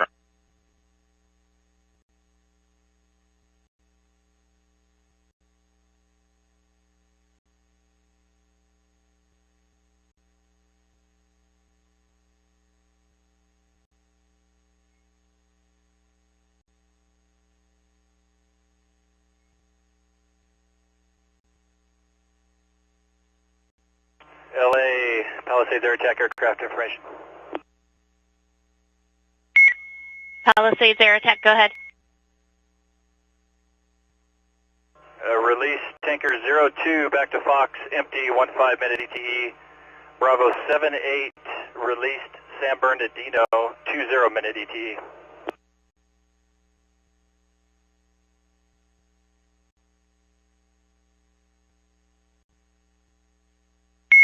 Palisades Air Attack, copy 02 back to Fox, 15 minutes. Bravo 78 San Bernardino, 20 minutes.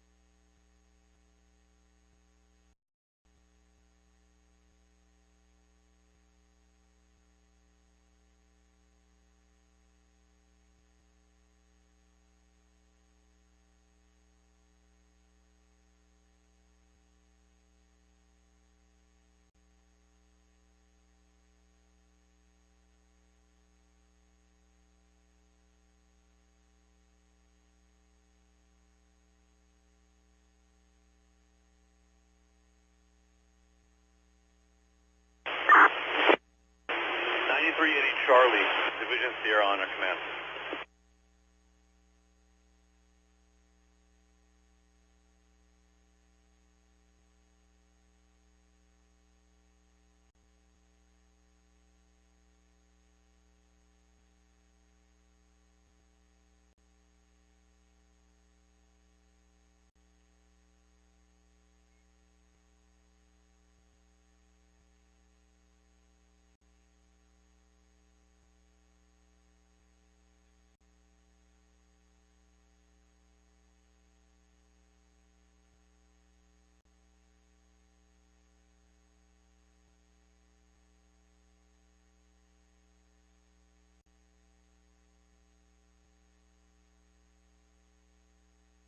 Palisades ICLA V1.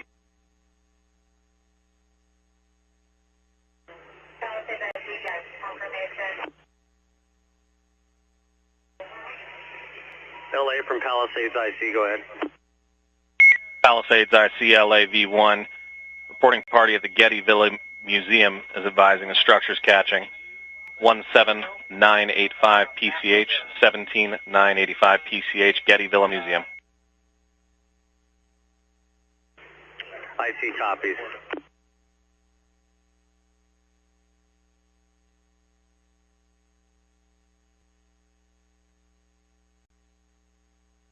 At 17,000 Mobile Home Park. Division Mike from Operations, copy that traffic on the structure issue up there in the Getty via.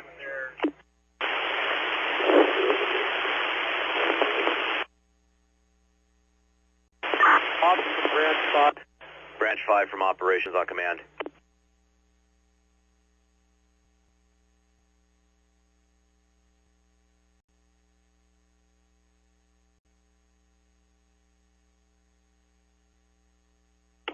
Back. Branch 5 from Operations on command.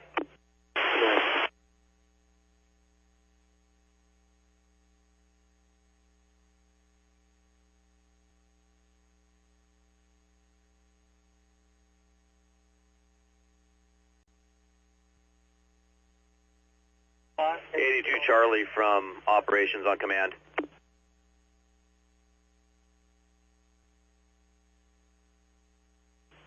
Ops from Branch 5 on command. Yeah, Branch 5 from Ops. We're getting reports of people trapped in the mobile home park at Coco and Aloha. Their mobile home is impinged with fire and they are trapped. Coco and Aloha.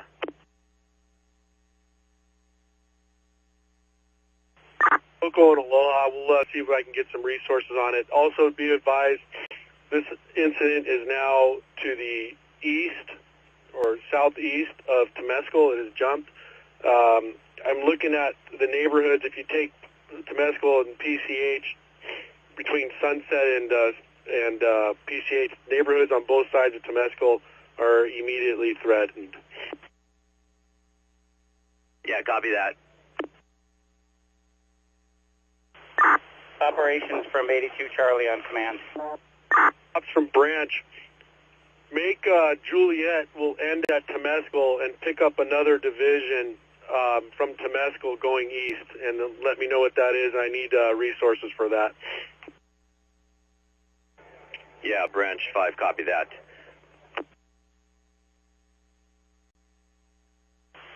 Operations Recon 82 Charlie on command.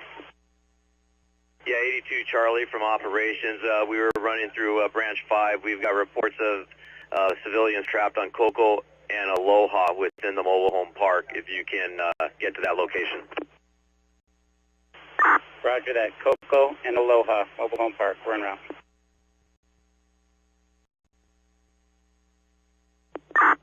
Division Zulu from 1049 on command.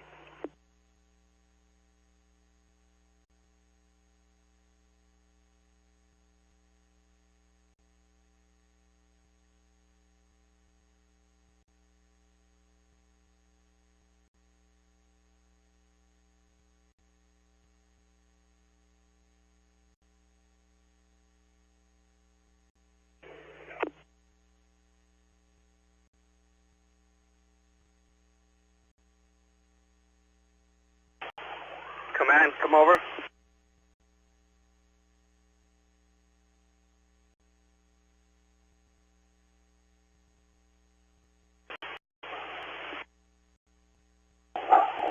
Operations, we have structures being threatened, one on fire on Havenport Avenue. Yeah, last company reporting the structure identifier, and where are you reporting to? Private resource that's on and right behind our structure there's a structure. We're trying to contain it so it doesn't spread into our structure at the moment. We are currently on 643 Haverford Avenue. 634 Hazel Court, copy. Company identifier.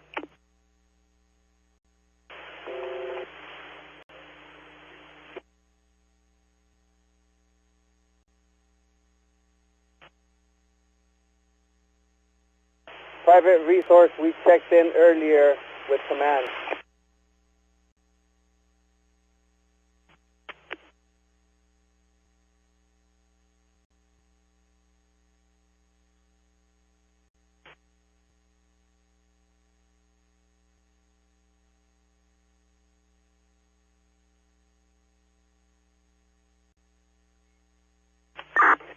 South 9380 Charlie, Division Sierra on a command. Yeah, traffic for 9380 Charlie.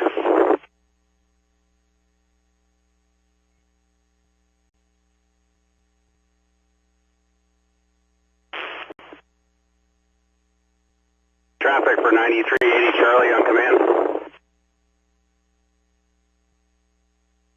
Branch 5 from Operations on command.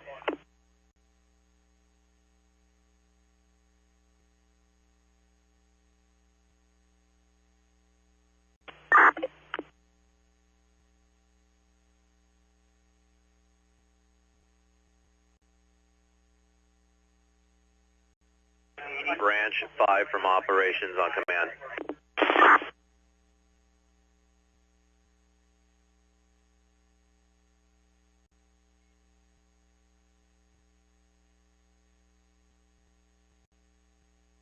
Palisades IC LAV1.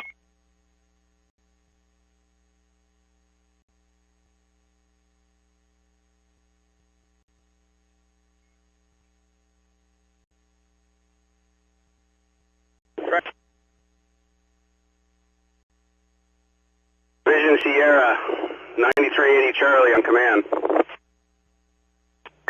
Yeah, there you are, 9380 Charlie. Hey, do you have your strike team formed up? Yeah, they're coming in. They're over at PCH in Topanga. Okay, I'm going to bring you to PCH Topanga. I need you to do point protection west of Topanga. Copy? Copy. Assigned to Division Sierra, and we'll be working west of Topanga on PCH. Palisades IC LAV1. Yeah, for once you go west, just past Topanga, I'll do face-to-face with you. Copy that.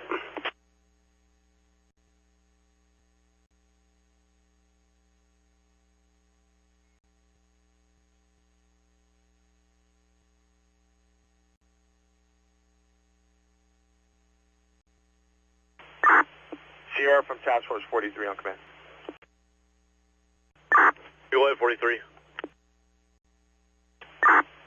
Hey, for accountability, engine 5118 was moved up to 70. He's got a fire alarm up here, and they're engaged helping out up here. If you can relay that.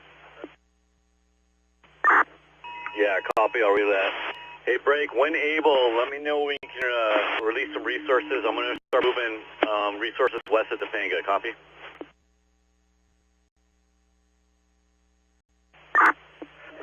Sierra from Task Force 43 confirming you want me to cut resources. I've got several homes involved and many more exposed. No negative, just when able, let me know. Good copy. Task Force 59 command.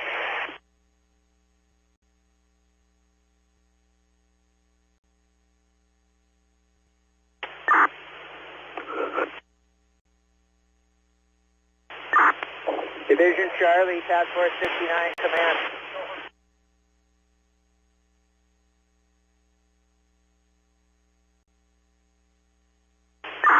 Hey Charlie, if able, can we get a water tender over here at Via Crest to support our operation, if possible?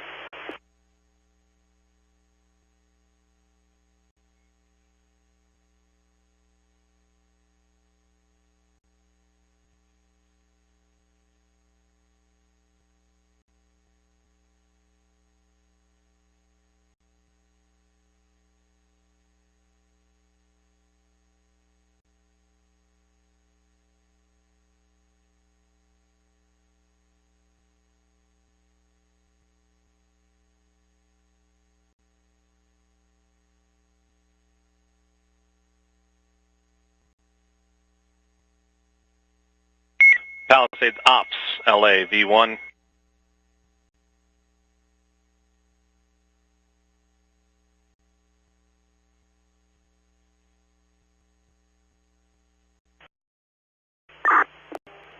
LA, go ahead for operations. Palisades Ops LA. Report of structure fire above the mobile home park at Aloha. Address 15859. Asilomar. 15859. Asilomar.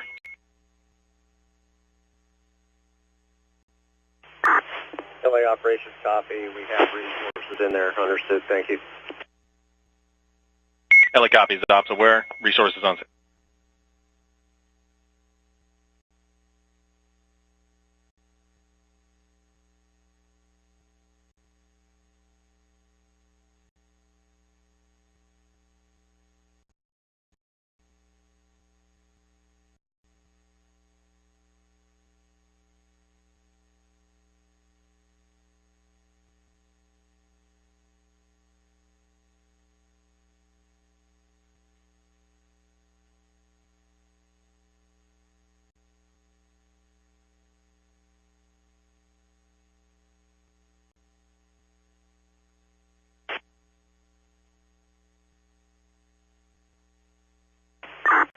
Sierra, Task Force 43, command.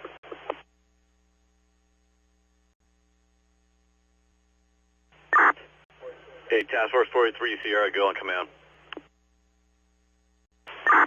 Sierra from Task Force 43. I've got Orange County Strike Team 1400 and 1401 that are making their way here, and I can reuse them, so they're going to stay here with. Okay, you're going to keep Strike Team 1400 and 1401. Yeah, I affirm. They've got most of the units here. The rest are migrating from Mike.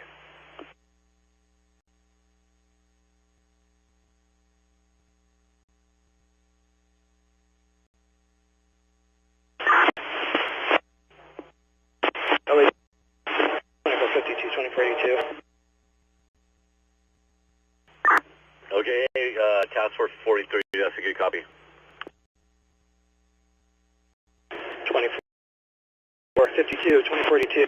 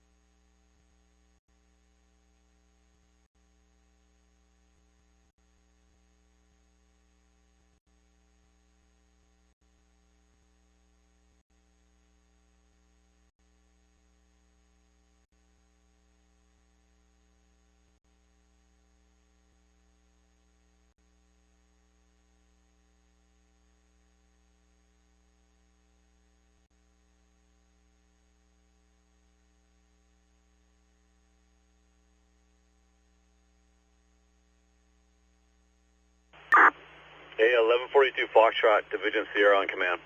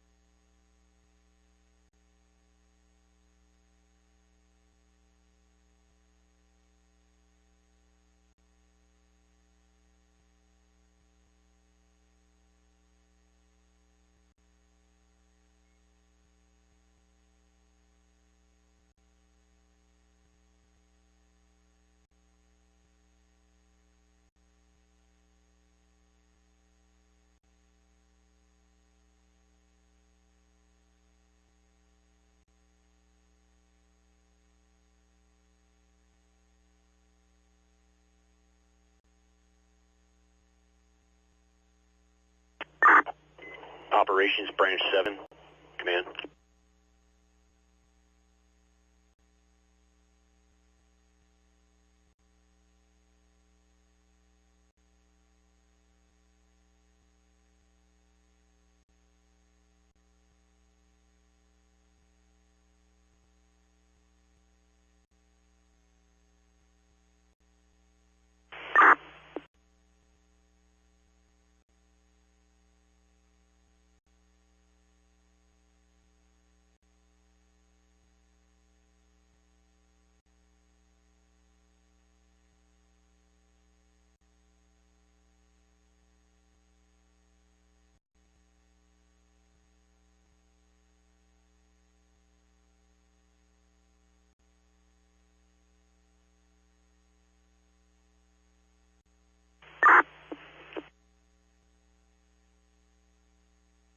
All divisions and groups from operations, if you have companies that you can release, we need to start reorganizing, breaking down structured defense groups to merge them into the divisions, and start breaking companies, engine companies, down to the areas of impact in our division Sierra, Mike, and Juliet.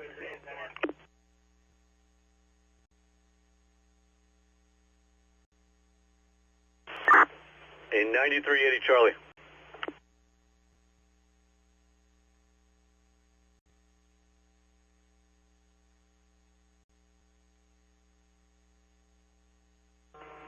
Palisades operations, Palisades air attack, command. Yeah, air attack, go for operations. Command, should have rolled air to ground.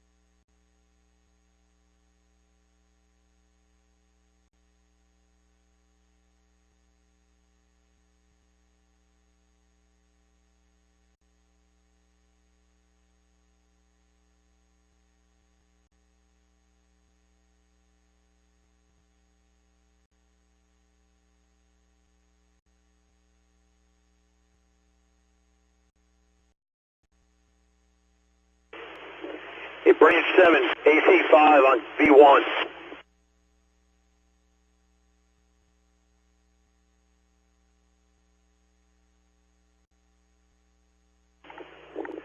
Hey, Branch 7, AC5, you up on V1?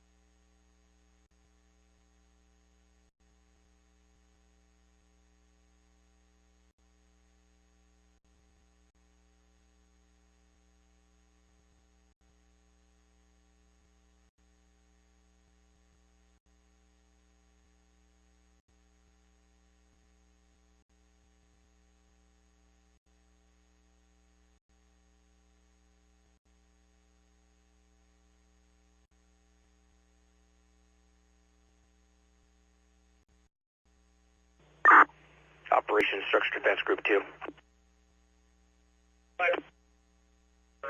Division Mike from Operations on command. Yeah, Division Mike, do we have companies within the Getty compound, the VIA, for structure protection?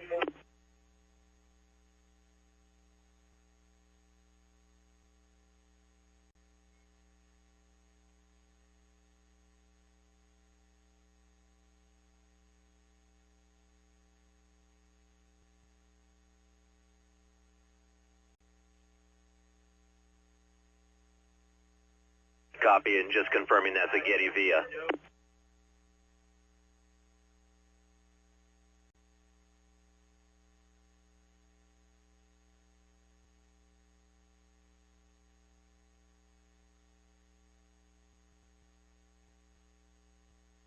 Yeah, copy that.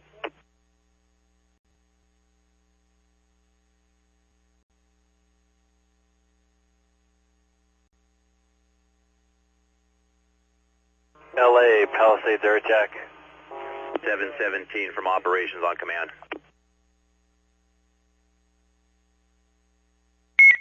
Palisades air attack, go ahead for LA.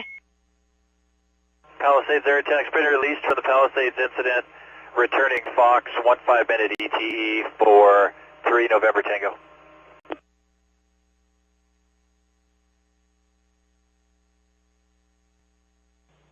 Ops from Structure Defense 2. Yeah, Structure Defense 2, we're going to start breaking companies down. We'd like to reorg and reassign companies that aren't needed up there, and or work you into the division you're working in. What is it looking like in your location? Yeah, I still have 2 task forces and an engine working within our within the area that we're working. I do have 1049 Foxtrot. They're up here. They're looking for Zulu. If Zulu doesn't need them, we can use them, and they can do a tactical patrol in the area. We can release the 2 task forces and the engine company and rescue. Yeah, copy. If you could tie in with Zulu to see if we can make that happen. If you can release the companies, let me know so I can reassign them. I copy. Break. Zulu from Structure Fence 2 on V1.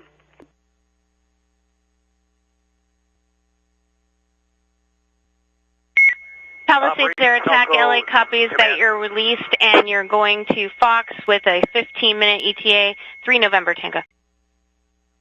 LA, that's affirmative, and City 4 will be assuming Palisades Hilco and has control of the airspace for night operations. Copy, City 4. Operation Hilco, V1. Halco, go for operations.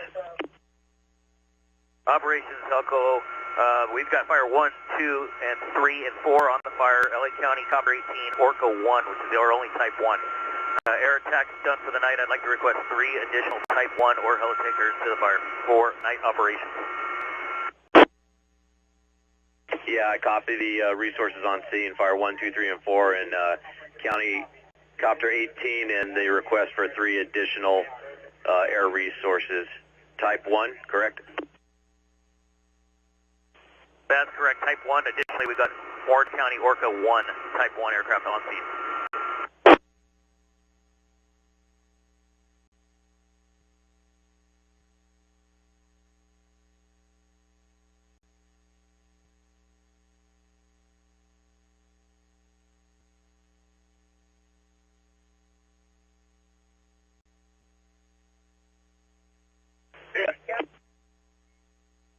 Water Tender 88, Water Tender 77 from operations on command.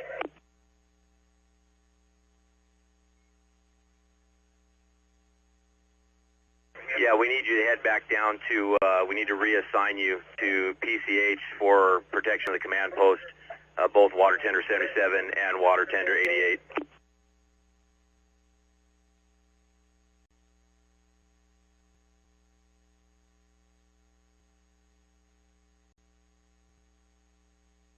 Command post is on PCH at the beach.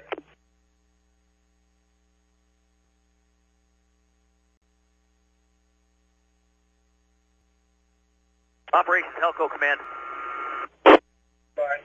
Yeah, go for Operations Helco. Yeah, I got a request from the San Ynez helispot for a fire company with bolt cutters to address a hazard for aircraft at the helispot.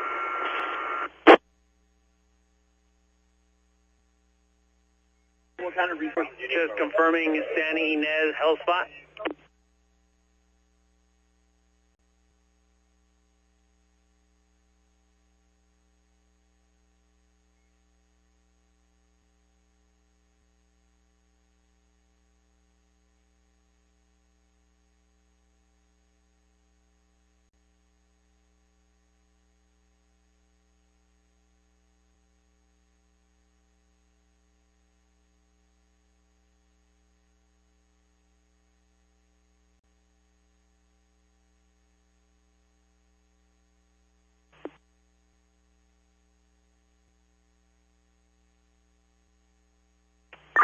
Task Force 43, Sierra on command.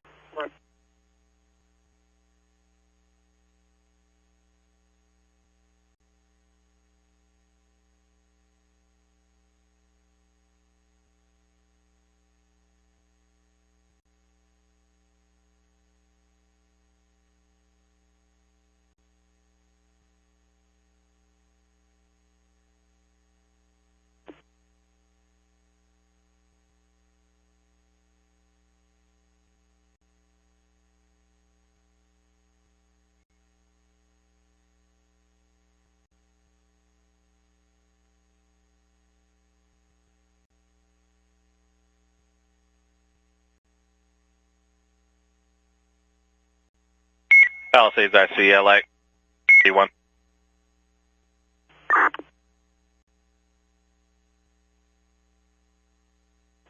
Elko copies, thank you.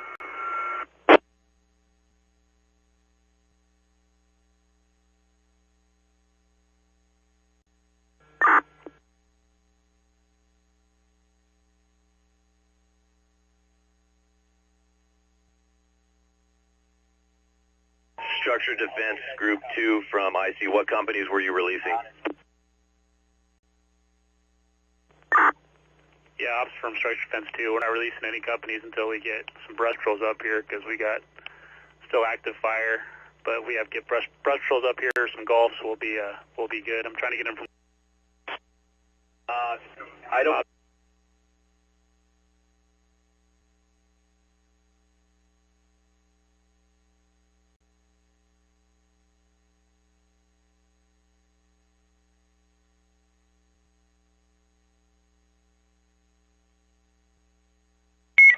Palisades IC, LA, V1.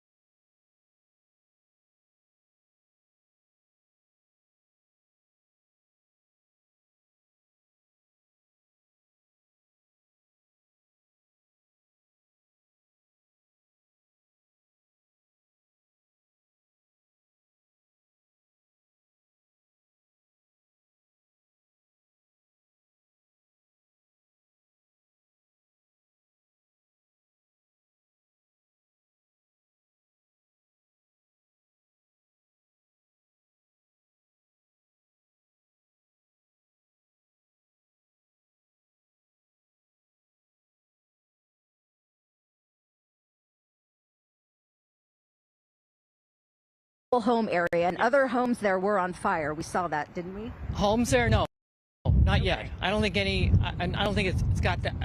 I'm trying to find that out. I was trying to walk back here, but it gets. It's besides all the smoke, it's hard to see and it's hard to breathe. So it's only go a certain amount of distance before you have to back up. Right. So I'd like to see if my place is on fire. Yeah, and you said that your feeling was that you were going to lose it. You were going to lose your home. You weren't sure. Yeah, I'm not sure. There's always hope, but I'm expecting the worst. You are. Yeah, okay. And where are you headed since you're now evacuated?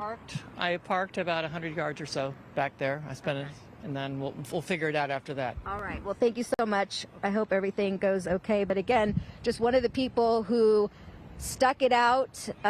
He's just telling us he evacuated within the last 30 minutes, and you know, he's hoping to get the news that his home is okay. But again, just the wind is so intense that it is just picking up these embers and carrying them everywhere, and then all these spot fires erupting. I'd say 30 minutes ago this part of the hillside wasn't this intense, wasn't burning like this, and it's just the winds are just whipping this fire up so intensely. And the scariest part was driving down PCH, and at some points you couldn't see the road ahead of you because there was so much black smoke, and that smoke is just blowing towards us, blowing towards the ocean. And every once in a while those gusts just really kick up. Like right now, our door, I have to shut our door, it flew open. So again, just a very scary situation here. If you don't have to be in this area, don't be in this area. They're trying to clear out these parking lots that are right next to the beach because a lot of people are coming and parking here, and they're telling everybody just to get out. But again, it's nighttime now, it's dark, and you can really see those flames burning here on PCH. You sure can. So intense, Elise, and burning right there off PCH. Just incredible to see that, Pat. And you know, if you've traveled PCH, even if you have not been to this place in particular, you can see it from the street. And we're going to go to our Tom Waite now, who is at the Getty Villa, and that's right off PCH. Tom, how's it going out there? Is that structure safe? It is impossible to tell, Pat, because the visibility here is such a nightmare. You can barely see, you know, just a few yards in front of you. We're right across from the Getty Villa, and you can see the glow of flames and all that smoke there right on the hillside that leads up into the villa. And then, Greg, let's swing over here. You can see just how much flame and fire that firefighters are dealing with here. The conditions are just miserable where we are right now. It is so difficult to breathe, difficult to see. You can see the flames across PCH. I'm not even turning my mic into the wind. I'm standing and trying to block it because it's so windy where we are that it's creating a completely just horrific, dangerous conditions for firefighters. It looks like the wind is blowing out into the ocean at this moment, but it's sort of manic. It's whipping around. And the hillside, though, there by the Getty, it's very ominous. We are seeing flames, but I can't even see up the hill. It's just terrible conditions. We were just in a neighborhood just north of PCH, just to the east of PCH, and it was just also the same conditions. Visibility, there's just so much smoke, and that's just making it so challenging for firefighters. We saw a number of firefighters working to contain the embers that were flying around and kind of in that particular neighborhood. And then we came down here and we could see the Getty Villa and the flames on the hillside, and it's just, you can see, it looks like in there. I mean, it looks like a charred planetary landscape or something. And there's just look at that. As the winds just whip up, look at how intense that is right there on the hillside, and the flames just, you know, climbing up and racing up that hillside. There, now you can finally see the villa. Okay, you can finally make it out there, I think. I don't know if there's, it looks like there's some flame on something. I don't know what. It's so hard to see what that is. Greg, can you tell what that is from here? I don't know. Yeah, and we can't tell, but there's flames. It looks like on some sort of structure. For certain what that is, it's just so hard to tell. But for a second there, you could actually see the villa or a structure near it. But it's very disorienting, the amount of smoke and it's very challenging. I can only imagine how difficult this is for firefighters trying to get a handle on this. But there, if you just along the road, you can see just along that the retaining wall there it's burned. I'm trying to get I want to let folks know where I was just a few moments ago, and because it was good news up there. It was Blue Sail Drive. That's where we just were. We went to the top of the hill, and a lot of the homes there looked fine. For people who live there, it did not look like any of the homes were engulfed. It looks like firefighters were really meticulously going through that neighborhood and trying to douse hot spots, make sure that none of the homes were, sort of the embers were inside roofs or attics.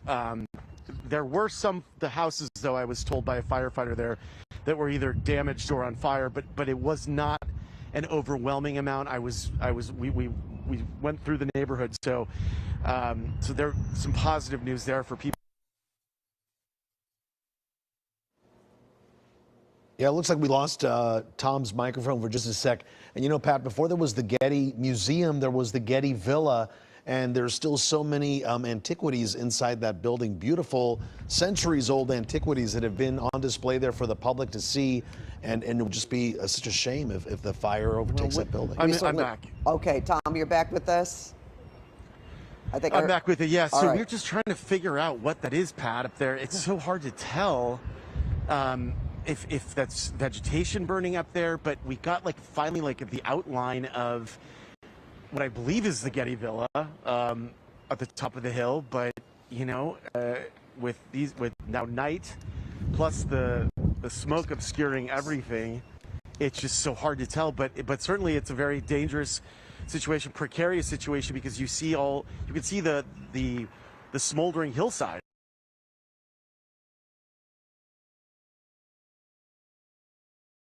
It fanned the flames. It's like if you go to a barbecue and start, you know, fanning the coals, and they start, you know, getting brighter. That's what it looked like. I'm not sure how much it translated to the screen, but certainly firefighters are here on the scene, and they are attacking this a lot. They have a lot of people on this, a lot of personnel.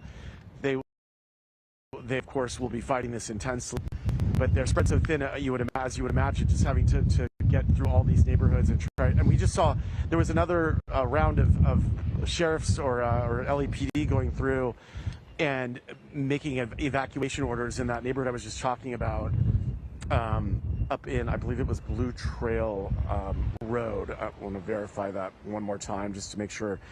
Blue Sail Drive. So we heard them through the loudspeaker making evacuations there again, and of course there were already evacuation orders in place in that area. But you know, and just driving through, there was another spot along Sunset, just off of PCH, where there was cars burning.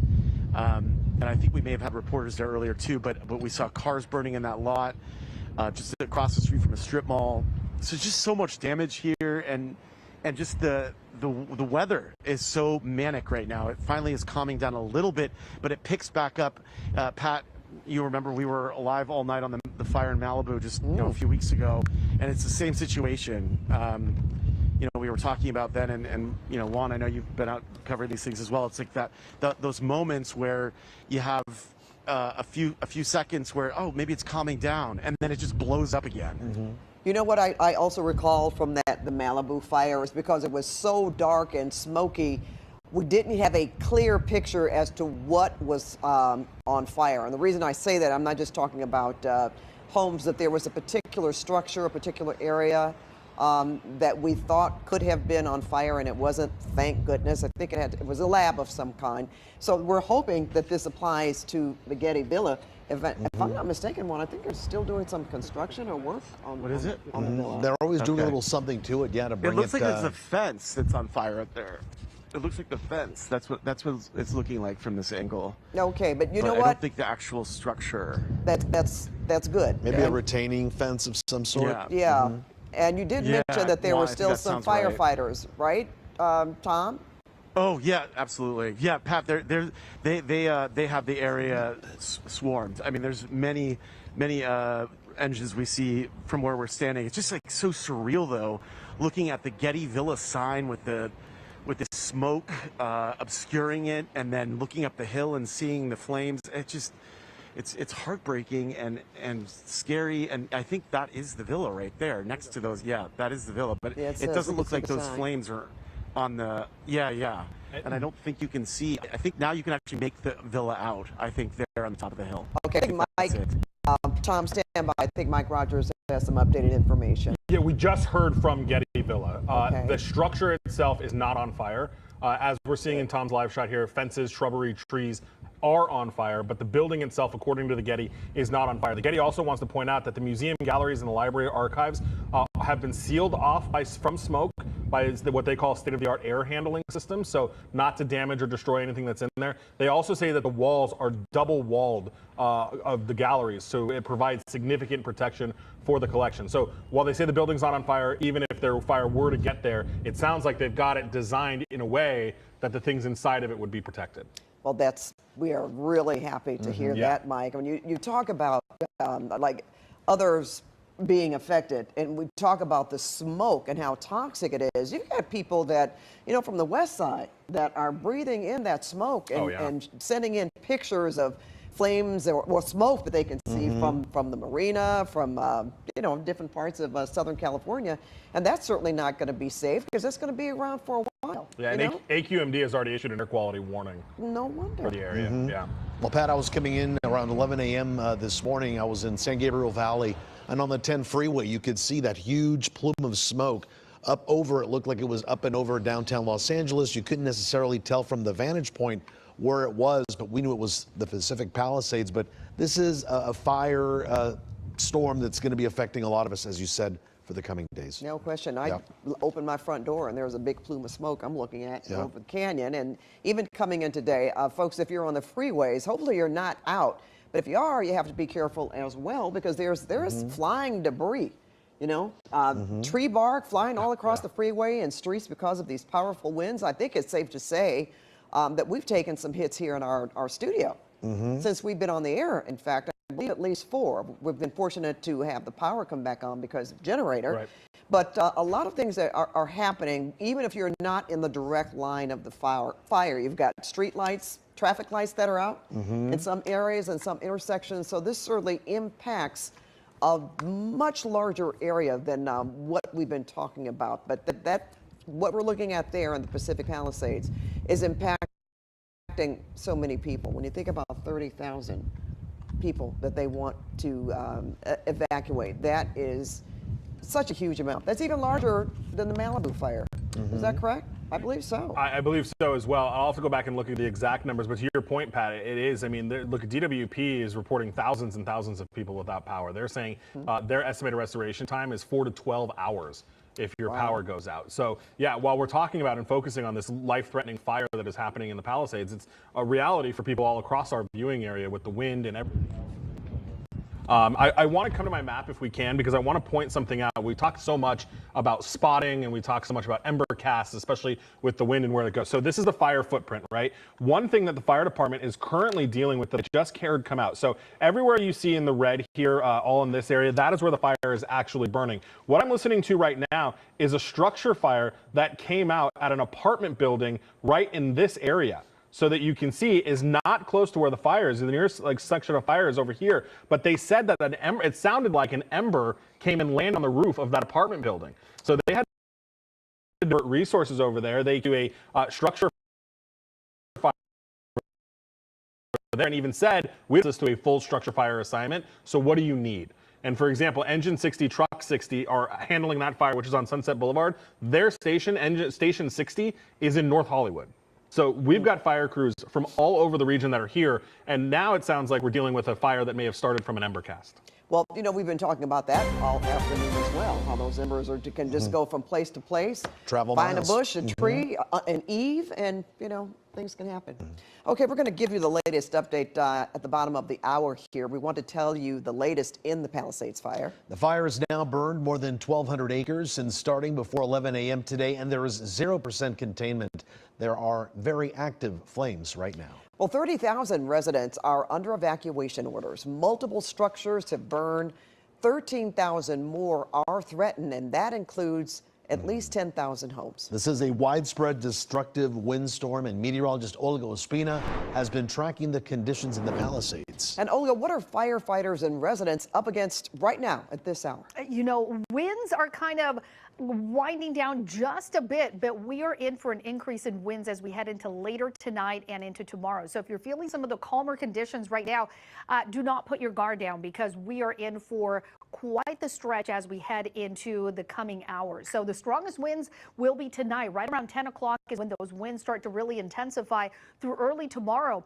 And you guys have been talking about this. Even if you are just on the roads, you are going to feel it in your car. So take it easy if you are still traveling tonight. If you are traveling early tomorrow morning as you get on the road to head into work, because the critical fire danger continues with it. The peak of it is going to continue still through Wednesday, but still through the end of the week, we have the red flag warnings in place through Thursday, and then the fire weather watch That continues through Friday. So really throughout the week, through the entire rest of the work week, we're going to continue with elevated fire danger, because look at these wind gusts. We're talking 50 to 80 miles per hour, and then isolated gusts in the 80 to 100 miles per hour. We've seen some wind gusts so far in the 70s across some of our mountain areas. So these are destructive. These are very dangerous winds, and we're seeing it pretty widespread.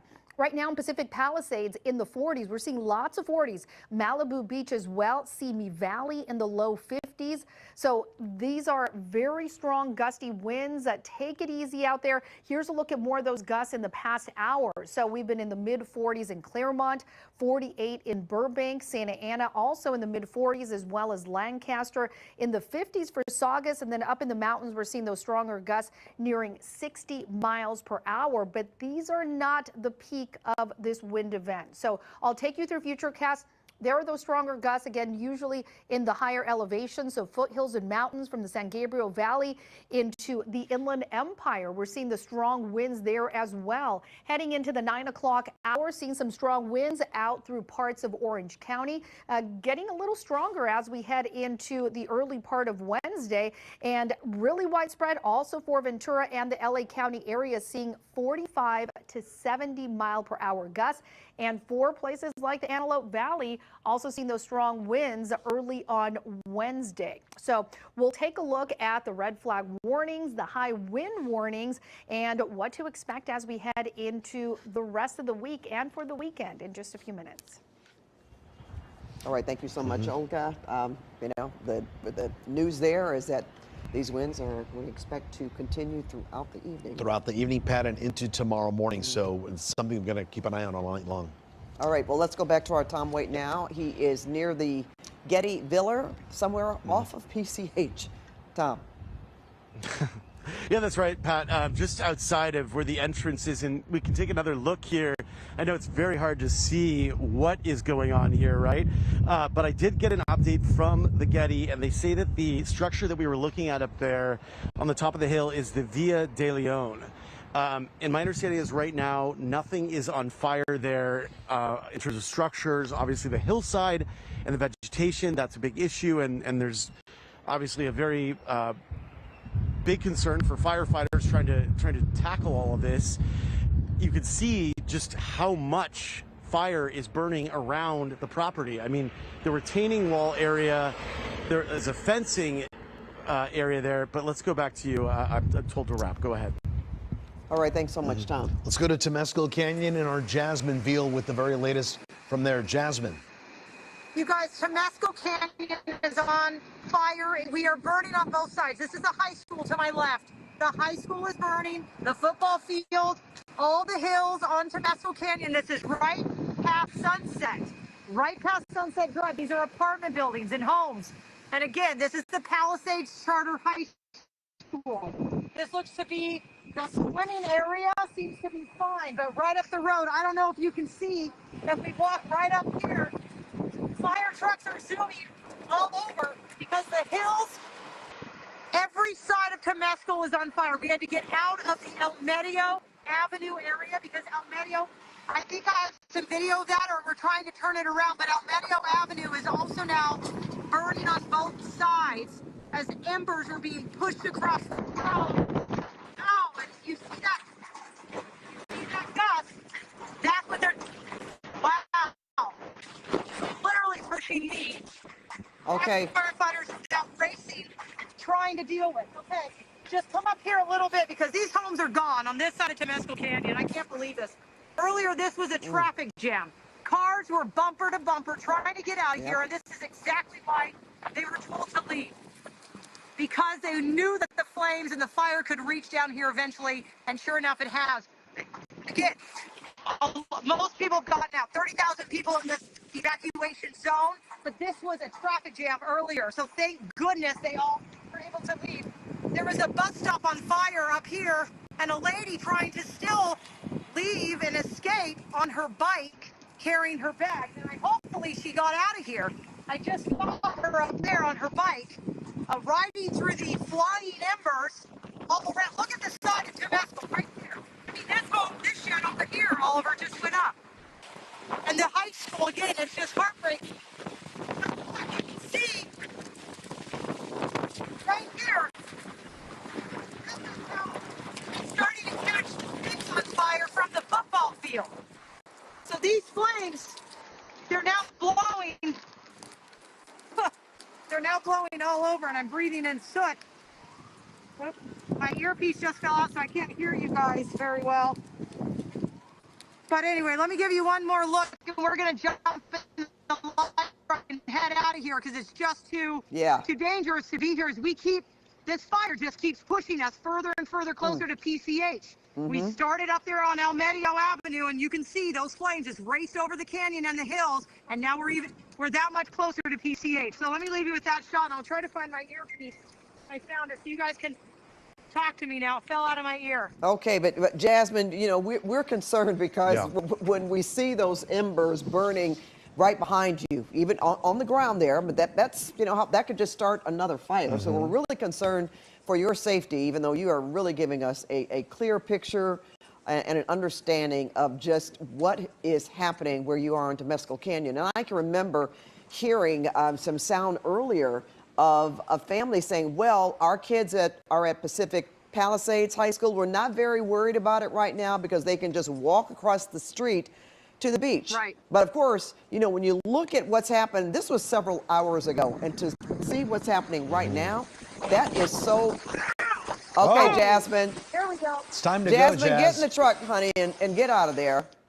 Time to go. That's what we're talking about. That wind could just kick up those embers like that. So, sure, Jasmine is okay. She's smart, and she's been doing this for a long time. But at the same time, you know, we're going against forces that we really have no control over when it comes so to fierce, Pat, fires and those the winds, wind and burning, catching almost anything on fire. And how even quickly close was to that? the ground. That was very quick. Yeah. Yeah. So, we're going to let you know how Jasmine is. We know that she's safe, though. We're sure that she's in the truck and hopefully on her way away from there. Another good thing to note, one, is at least as Jazz was talking, we saw fire engines going toward the direction of where those homes. But right now, the high school and those apartment buildings across the street on fire. So very sad. I'm hoping that Mike Rogers can possibly give us an update a little later. There was, there he is right now. There was a senior center, a senior citizen community that was in trouble earlier today. So we're going to get to Mike in a minute, but first we have another one of our correspondents. Let's go to Elise Martinez, who's been covering this all day long. Elise. Hi to you both. We're still on PCH. We're just getting another gust of wind, and because we're so close to the ocean, we're getting sand whipped into our face right now. It is just blowing so hard on PCH near Temescal Canyon, getting sand in my mouth as well. We want to show you what's going on behind us. And then we have a realtor who's been checking on some of the homes for some of his clients. He's got some stuff in escrow as well. We'll talk to him just a second, but we'll show you behind us. Those flames just so intense, so close to PCH, which is now closed except for emergency vehicles. And then behind that ridgeline, more flames, and behind that area there are a bunch of homes, so we don't know the fate of those homes yet, but again, you can just see, especially at night, how intense those flames are burning so close to PCH as that wind keeps picking up. All right, joining me now, tell me your name and where you're from. You said you were coming from Venice. Yeah, correct. My name's Grant Bassick. Grant, we were talking, you were saying some of the most expensive homes are behind those hills right behind us. Tell me about that, and then tell me about your clients as well. Okay, great. Yeah, right behind us we have the El Medio Bluffs, which is currently, as you can see, the flames are ripping up that ridge line there, pushing towards the Huntington from what we can see down here. But yeah, first things first, I was supposed to be in the Palisades early today when I got a text from one of my inspectors around 10:30 saying that she saw plumes of smoke. And she lives in Topanga Canyon, so she was worried about road closures and whatnot, so she rushed home. And then from there, I monitored the situation. As it progressed, obviously, it just erupted into more flames and continued to grow. At that point, all of our clients were getting concerned and rushed back from work to their houses to grab animals and important documents, and then continue on their way to try to safely evacuate. And you said a lot of them said they just don't even know what's going on. They don't know the state of their homes right now. A couple of our clients confirmed that their houses were on fire, and they don't know the actual result, whether there was just some fire damage or that it was complete loss at this time. Yeah, the majority of our clients have no idea whether their homes are standing or not. All right, we're getting another gust of wind. You can see this guy is 6'5", and he's getting pushed around in these powerful wind gusts. We're both wiping our eyes, even though I have goggles on. The sand is just blowing this way. Again, a very serious situation here on PCH near Temescal Canyon. PCH in this area is shut down except for just emergency vehicles. And again, those flames just picking up in intensity as the night goes on. All right, Elise, just, you know, a horrible situation there. No matter where you are, right? No, yeah, absolutely. So we're glad that you're in a safe area. We can see cars behind you. And for the longest time, do you see that, or at least you're just because of the wind, right? We get it, shielding her face. The wind and the sand? Yeah.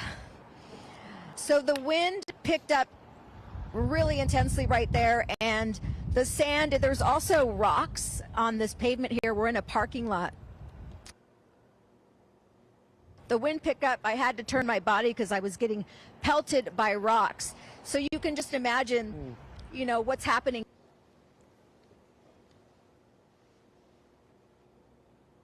All right. Okay, we're going to go to Mike Rogers now with some updated information. Yeah, I want to go back to, we're going to talk about, we had to get Jasmine out of there because it was just simply not safe for her to be where she was. But I want to show you here, and I'm going to break down kind of the area that she was in. First of all, I'm going to show you this map first because of this map that shows kind of what's. Now, this has not been in a while, and I don't suspect that it might be for the rest of the night because it is now nightfall. We have lost a lot of the technology that is able to do that. But I just wanted to show you on a map. This is Palisades Charter High School. Jasmine was right in this area. Now, what I was telling you about before we went to Jasmine, there's a fire that is burning in this area. And what I'm listening to is that has now become a very significant operation for the fire department because the building, even though they are under a mandatory evacuation order, is full of people. So what they're doing right now is they're using an air horn to try to tell people to evacuate and get out of there. And at the same time, they are trying to go floor by floor. And look at this. I want to show you on this Google map here how significantly large this building is. So this is what I was telling you. Remember I told you it sounded like that an ember may have hit the roof and that's what started the fire. Well, this is that building. This is that very large building where that is happening. And right now it has become a significant operation for LAFD to try to go floor by floor and evacuate this. And look at this. As I come down into more of a topography view, look at the trees and all the shrubbery that are right here and even up against this building, which just is making everything so much harder for the fire crews and so much more difficult to try to keep fire away from buildings like this because the shrubs and trees are so close to it. So this is a very active situation that has become now a priority, obviously, for the LAFD, and I'm listening to them having to go floor by floor to try to get people out. They were trying to use, there's people in wheelchairs that I'm hearing now, or they're also trying to get out. So this has become a very hectic and chaotic scene, and it's right next to where Jasmine was, which is at Palisades High School. I also want our viewers to know, we've had a lot of people write in and say, hey, has this place burned? Has that place burned? We're working on getting all of that. One viewer told us that the bleachers here at Palisades Charter High School have had structural damage. Somebody was concerned for a church that I believe is just further west on Sunset. We're trying to work on all of those things, reach out to the appropriate people involved. As you can understand, it's a very chaotic scene down there right now, as you saw from Jasmine's live pictures. So that's where things stand, and we're continuing to monitor that apartment building fire that is happening on Sunset. It's the 15,500 block of Sunset Boulevard, that very large building that I just showed you, which, as you're looking at my map, is in the mandatory evacuation zone. And it is so critical that if you are in an evacuation zone that you get out. People in that building did not. And now they're finding themselves in a situation where they're having to be rescued. And the fire department is trying to go through, and I'm listening to where exactly the fire is. It sounds like it's in the corner of the building. So look at though, I mean, we have a significant chunk of people that probably didn't think the fire was going to make it as far as them. And that's here. This is Charter High School, and Palisades Charter High School. That building is here. But look, all of this area, the Riviera Country Club is under a mandatory evacuation tonight. And all of the people that live there surround it. Will Rogers State Beach, where the command post is also in that mandatory evacuation zone. I wouldn't be surprised if we see that, that command post move yet again because of now how significantly close the fire is to where all of this was going on. So we cannot say it enough. If you're in an evacuation zone, you should listen to that warning and you should leave. Because what we don't want is what's happening in this apartment building right now. These people were under a mandatory evacuation zone. They didn't leave, and now the fire department is trying to rescue people out of this very large building. And you know what? If you're not in the exact evacuation zone, if you're close to it, pay attention. Right. You know, and maybe you should leave anyway. You know, even if you're not directly affected at that time, because we have seen these wind shift and this fire just spread since it broke out, what, at 10:30 this morning? Yeah. And here we are at 5:47. So fast. Yes. And just because the fire is, if you look out your window and you don't immediately see it, these are more live pictures now of the fire, but the embers that will shoot and cross and jump and do all of those things, just because you're not necessarily right up against the blaze, doesn't mean that those embers aren't going to carry for hundreds of feet, thousands of feet even, and light something else on fire. Everything is so dry out there. And Mike, I believe this is our LAX camera that we've pointed into the direction of Pacific Palisades to bring us these pictures, and you can see which is wild. What an intense fire line, how long it goes, how smoky it is.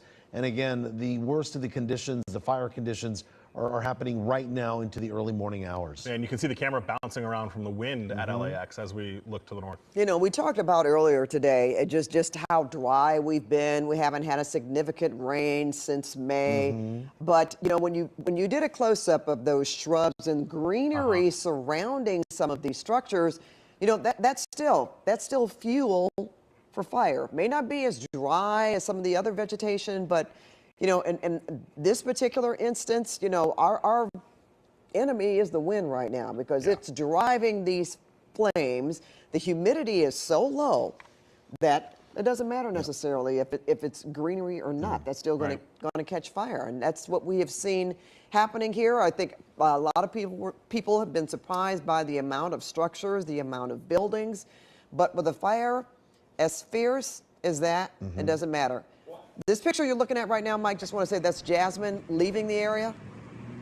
Jasmine, let's go to you. Can you hear me okay? Yes. Yes. You guys, I'm trying. I'm holding the phone as my photographer Oliver is driving down PCH. We just came off Temescal, and it is unbelievable, you guys. Right in front of me. Oliver, maybe just stop for a second here. That, I'm shooting through the windshield, so hold on, let me get you a better shot. That is either an apartment building or another home up in flames. There's debris all across the road. We're trying to avoid traffic cones and trash cans that have been thrown across. People, I've actually seen a line of residents being let out by fire trucks, or I guess fire MVs, trying to evacuate them, maybe those who chose to stay too long. There are flames on Temescal down to PCH, and massive. Look at this. This is the building. We're going to inch past it. Oh. And you can feel the heat just through the window as we got out of there. We just came off Temescal. Yeah. That's it might be what Mike was talking about, the apartment. No, that's building, a different one, Jazz. Yeah, Jazz, you're on PCH. The one we were talking about is on Sunset. So this is a whole other building. Your GPS looks like. Wow. Are you south of Temescal on PCH? Yeah, we just went, well, we went west on PCH, but we just came off Temescal, going back through this intersection, and the visibility is horrible. And you see what we're dealing with, cones and trash cans all over us. Look, this guy just swerved around one. Wow. As he's trying to get out of here. And that's the Pacific Ocean. You can't even see it. It's just thick smoke. I mean, flames. Look at this, right along PCH. And fire, it is chaotic. Fire trucks are going every which way. Look at this massive flame. It just, you know, the more we see, Jasmine, the further you get, it just seems like there are more flames. Yeah. And we know. I mean, this guy just, did he hit someone? Oh, they're trying to avoid the cone. I mean, there's just, I don't know how trash cans got in the middle of the PCH here, but yeah, there's a lot of obstacles to avoid as not only emergency vehicles, but just trying to get out of the way of the fire, right? And that just makes it even, well, for firefighters, they can barely see in front of them. And smoke that heavy, that thick. Yeah, and you can't see. I mean, I wouldn't even go up to Mescal Canyon. That is, I mean, all those homes right along that stretch look to be gone. And, you know, We will hopefully get an update before the night is over. But, you know, hard to keep up with numbers like that when it happens so quickly. Well, we're so glad that you're doing okay, absolutely. Jasmine. See, When we and saw, now you can barely make out. Yeah, you can barely make out the view, right, of Santa Monica. We're looking in the direction of Santa Monica. If people Yep, can know understand exactly where where we're you're looking now. at. You know, looks like you're getting into more traffic, or are people stopping, pulling over the side of the road, Jazz? This looks to be where kind of they're staging all the fire trucks now, as this fire has moved down off El Medio Avenue. I mean, it's just crazy. This is where there were tons of cars lined up earlier, you know, a few hours ago, trying to get out of here, and now the fire has made its way all the way down to PCH, across to Mescal. It just, the winds pushing these embers every which way, but the fact that it's moved this far, Oh, look at that big truck. they're all coming. Pulled out right so in they're front staging, of you. Yeah, and they're staging all over here. I mean, this is some heavy equipment. They're trying to bring in the dozers to stop this fire from moving even further, right, closer to Santa Monica, because you can see those lights in the distance down there. Well, that's where a lot of people were evacuating too, from what we heard. Even some people started out on foot heading towards Santa Monica. You know, go ahead, Jazz. Oh, I was going to say, on foot, on bike. We just passed a lady. I hope she got out of there. I told you, right when we had to leave, she was on her bike, riding out with some bags on her back. Well, she's getting out any way she could. You know, another thing, there are some businesses up and down PCH, and I don't want to name any, you know, because I don't want to mention something that happens not to be true. But you know, there are some familiar spots where people like to dine and enjoy. Iconic. And you just you just don't know how they're doing at this point. So I said, even if you don't live in this area, if you do, it's so sad and unfortunate to watch. But again, this is impacting so many people. Yep, 10,000 residents, 30,000 homes in the area there, businesses, as you mentioned, Pat, houses of worship that have caught fire as well. Oh, there's Jazz. And now we see your face, Jazz. Oh, yeah. So we just came to, this must be Topanga, right on PCH, as emergency vehicles are heading up that direction because the fire is moving that direction as well. As we saw it off to Mescal, it was just burning through anything it could, and these embers were flying everywhere. And it's heartbreaking to see that high school, the football field. Yeah, we're going to be directed through. Yep. Thank you. Gotcha. So Jazz, they're turning on Topanga. They're turning on Topanga. Those fire trucks we saw. And Trotted Drive are going to flip around, so let us go see, because we're worried that it's now, it's going to jump, right. If you're familiar. So Patrick's Roadhouse, we're passing State Beach. Yeah, so Chautauqua, did I say right? Chautauqua? That's the boulevard where. Chautauqua, yeah. That's okay. Chautauqua. I can't even speak with the Great, thank you. smoke in my. And real quick, I just where she was, where we saw that fire burning. I believe that was off Tahiti Way. It looks like it's a row of homes that are right there that may have been burning. So Jasmine came off to Mescal and then was coming southbound PCH. And it looked like near Tahiti, Shore Drive, Driftwood Drive. Vista Terrace. I think that's what she was looking at when we saw all of those things on fire. So it's incredible out there. And you know the thing too. I mean, as she's traversing, you also have a number of homes that are on the beach. Right. You know, right off the water. We're going to go back down this way. And I gotta say, I'm a little surprised about how many citizens we're still seeing out there. How many people are still in this area despite how long this fire has been burning. I'm surprised as well after hearing all morning long about people running, leaving, you know, to get out as best they can. We heard about people walking, and we saw and talked to some people who were on their bicycles. And the fact that some people are also stopping Maybe they're waiting to think that they're going to get some kind of clear to go back to their homes. But, you know, the way this looks for the time being, yeah, that probably won't happen. Yeah. No, not for quite some time. And you know, it could be a lot of people that thought that it would never move as far as it did, never move towards, you know, where we've been talking about, where that apartment building was. That I'm told our Tom Waite just got there. He's not up yet, but he described it to my colleague Orlando as chaotic and insane. So we're going to hope to establish with Tom soon. But again, they're undertaking a massive operation to try to evacuate a ton of people out of that apartment building. Is this still Jasmine's camera? Yes. You know, the reason I'm asking that, wow, what a picture that we're seeing from that perspective. I'm thinking even as she goes forward, I'm hoping to see fewer flames or no flames at all as you get closer. Yeah, well, Santa Monica to the 10. She turned around, so she's going. She's going back northbound, so she's going to come back towards the fire. And you see things on the right-hand shoulder. On her left is the ocean, and then on the right is the fire. She kind of zooms in there, and I think it looks like she's getting closer back to where we were earlier. Yeah, so I believe this is that row of homes off Vista Terrace and Tahiti Avenue that are on fire. Jazz, does that look like Tahiti? Does that look like you're just past the Mescal right there, right? You're at that intersection.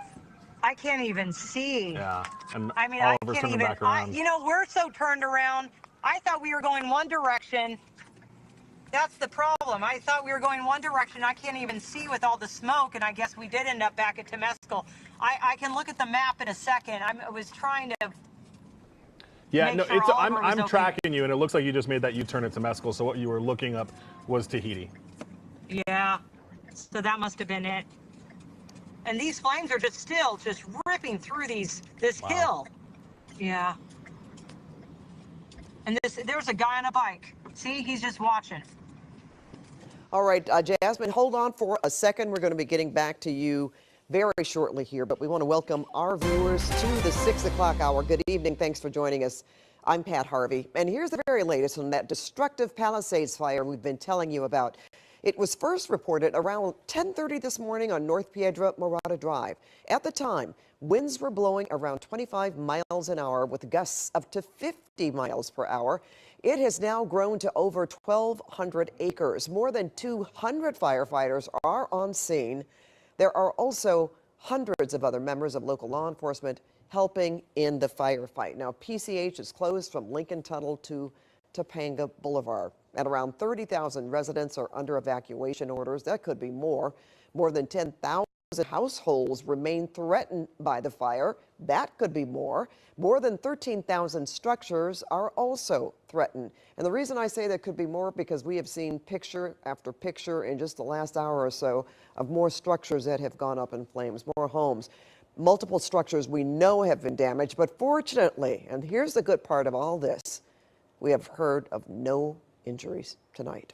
And KCAL assignment editor Mike Rogers, you're live at the desk with more information. Mike. Yeah, Pat, I want to run our viewers through exactly where this fire is burning and where the evacuation zones are. Right now, I will tell you that this dark red here is where the fire has been footprinted, but I can tell you it has more significantly in the last hour or so moved more into this neighborhood. This is Palisades Charter High School, where we have seen that is on fire. I'll run you through some of the other map areas here. You can see some of these neighborhoods. Anywhere you see a white dot here, that is a home or a structure. Anywhere you see the red is where there has been fire activity. So we've already seen a number of structures burned. We've shown you that as well. Now our concern here is as the fire continues to move to the east here, the southeast, we know that people have not evacuated even though they're in this evacuation zone. There's an apartment building here right in the 15,500 block of Sunset Boulevard where there is an active operation going down right now, Pat, to try to get people out of the building after it caught fire. I'm going to send it back to you because I believe that's where our Tom Waite is. Oh, good. Well, we want to get that update from our reporter, Tom Waite, who has been chasing the flames all night. And Tom, we do want to know where you are now and what you're seeing. Yeah, that's absolutely right, Pat. We're just at that location that Mike was just talking about a few seconds ago. Take a live look at very intense firefight going on at this apartment building. You can see the ladders up, the hoses blasting as much water as they can into that building. But obviously, it's going to be a very difficult fight, and it's hard to tell from the outside just how much of this building is lost. But certainly, from where we're sitting right now, it's hard to imagine how any of this that structure could be rescued. Although it is large, it's hard to tell how many units are in it right now and how deep the fire is inside the building, but you can just get a sense of the ferocity of this firefight, and the wind is blasting the water around, swirling it around. It's whipping it. The conditions out here are just absolutely miserable for firefighters. It just could not be more challenging. The one good thing I can say right now where I am right now is that I can see a bit better. I'm not wearing my goggles for a second because it's difficult to report with and breathe through a mask and have goggles on. So I'm trying to avoid that as much as I can. And that, at least right now in this particular spot, the air quality doesn't seem to be as horrible as it was on PCH. We're on Sunset Boulevard near Temescal Canyon. That's to give you a sense of where we are right now. And obviously you can see just the ferocious nature of this battle. Firefighters dousing this with as much as they can. Just one of the incredible challenges they have, as we've just been witnessing up and down Sunset Boulevard and PCH. It's just a night of just a frantic firefighting. I apologize. I'm getting, it's difficult to breathe. Okay, take a moment. But yes, hopefully everyone got out of here okay. And yeah, that's right, Pat. Go ahead. You know what? No, that was my question to you, Tom. If you could see people even still evacuating at this hour, if they're on the street, on the roads near where this building is. But it doesn't look like, well, my goodness, look at how those flames are coming through that building where you are there. So hopefully everyone has gotten out, because you don't see anybody milling, do you? No, you don't. And, you know, Pat, when we were coming up Sunset Boulevard, too, there were points where you could not see almost anything in front of you. The fire was coming up the hillside. It was just an orange fireball from where we were driving. I didn't even know if we could get to this location because it was so dicey.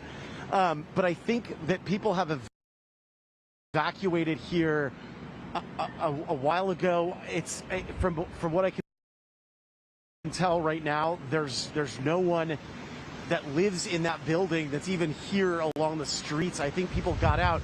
You know what was also very haunting, and I think we showed these images earlier as we were coming up Sunset. Oh my gosh, the wind is so intense. Oh wow. You know, I have to say this at this moment, Tom, simply because we were here a month ago.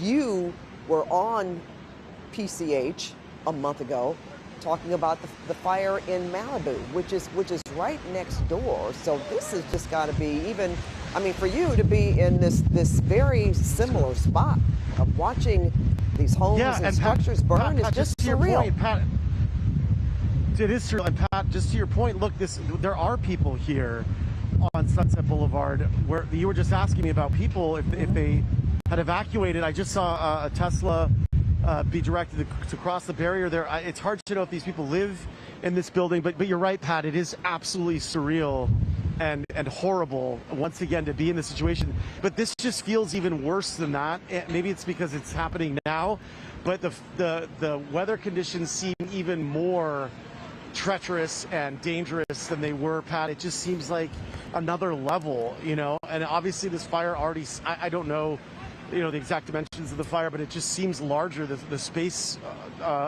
through which this is burning. But yeah, a bit of chaos here. This firefighter is trying to direct an elderly gentleman to go over that barrier there, the median, and I think he's worried that his car won't make it. He's trying to go. It just shows you sort of the chaotic nature of what we're dealing with. I just saw another man, you know, jogging, not jogging, but kind of running quickly, moving very quickly down the street.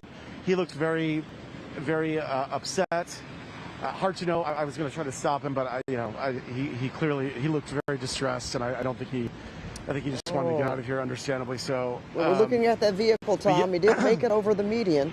Yeah, he did make it. Yeah, he made it. So, you know, poor guy. Who knows if, you know, his home is here or if he was trying to get to his home. But you just feel for people. I mean, it's hard not to feel the moment of just how horrible this is. I mean, these are people's homes. These are people's livelihoods. And I was going to say just a few moments ago, we were driving up Sunset Boulevard, and all these cars were smashed up against the median because emergency services had no choice but to get a bulldozer out here earlier. and all these people who had abandoned their cars, terrified about the fire, left their cars, you know, in the middle of the road, and you know, they had to clear the road. They just smashed all these cars together. It's just a horrible day. It's just horrible what's happened to these people. And it really is, Tom. And we also know that when day breaks, we're going to see just the destruction in full light, which is so very difficult for families and for people who have escaped the flames, which is very important. Life over property, but for people who have escaped the flames, not knowing what has happened, you're talking about, their vehicles, you know, it could be wrecked because they left them and the emergency vehicles need to get through. So the aftermath is just as strong, but what we're witnessing here is just, I mean, look at those, you know, we've got the pumps and the engines, the pumpers and the engines out there, the ladders, thank God for that, putting fire on that structure there. But I'm assuming that, you know, really talk to someone, they didn't really think it was going to reach them, I guess, as we understand that they were under the mandatory evacuation. That's absolutely right. Yeah, some time. Yeah.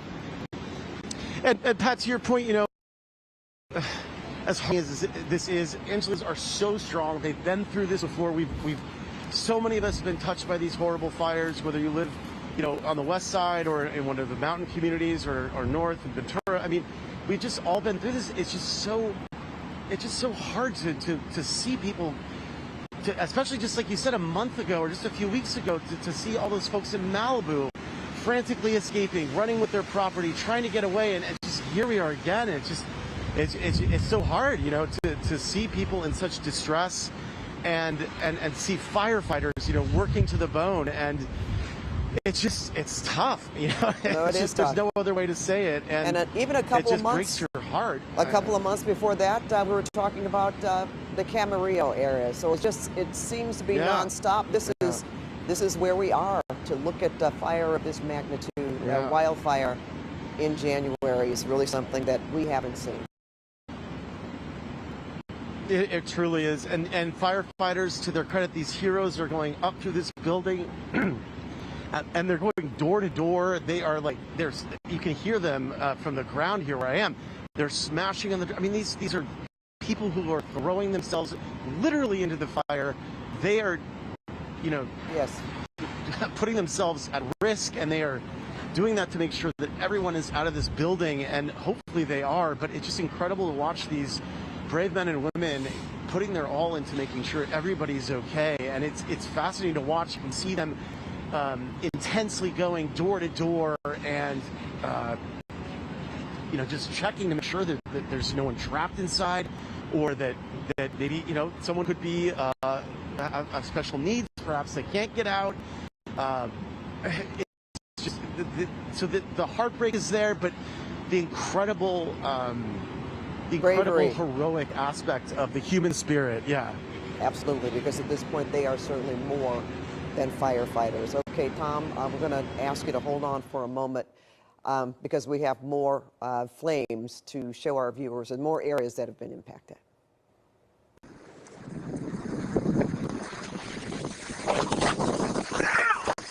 Oh, there we go. That is great. This is not good. No, it was not good. And that's what we're talking about, ladies and gentlemen. You can see the full force of this wind in the video we're showing you now from KCAL News reporter Jasmine Veal. She had just gotten off the air when a flurry of embers flew into her face. And Jasmine, I know I always call you a Wonder Woman, a warrior woman, and you are all of that and more. You're also a mother of 2 young boys, so, you know, I get worried. But, you know, I must say we were so happy to see that that you're okay, and a lot of people have been texting and asking about how you're doing. So you've seen a heck of a lot today and tonight. Yeah, you know, and that's our job, right? And we try to be as safe as possible as reporters, but to show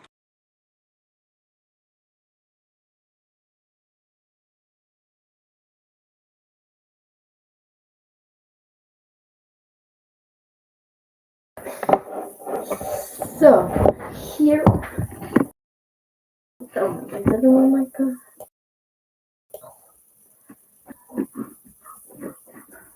my god, bro.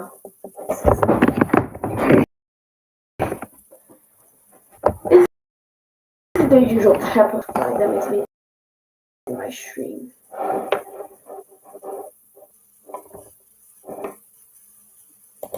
Okay, so, okay, so, let me tell you about the latest on that situation as the fires continue to hit. So far as of last update, the fire still sits at 1,200 acres, probably even more since last update. It is still out of control. We can see still a lot of intervention happening at the time. Because of that remains unknown. While we think it is likely the wind is basically there. The evacuation continues as already more than 30,000 people have been evacuated. So that is the latest.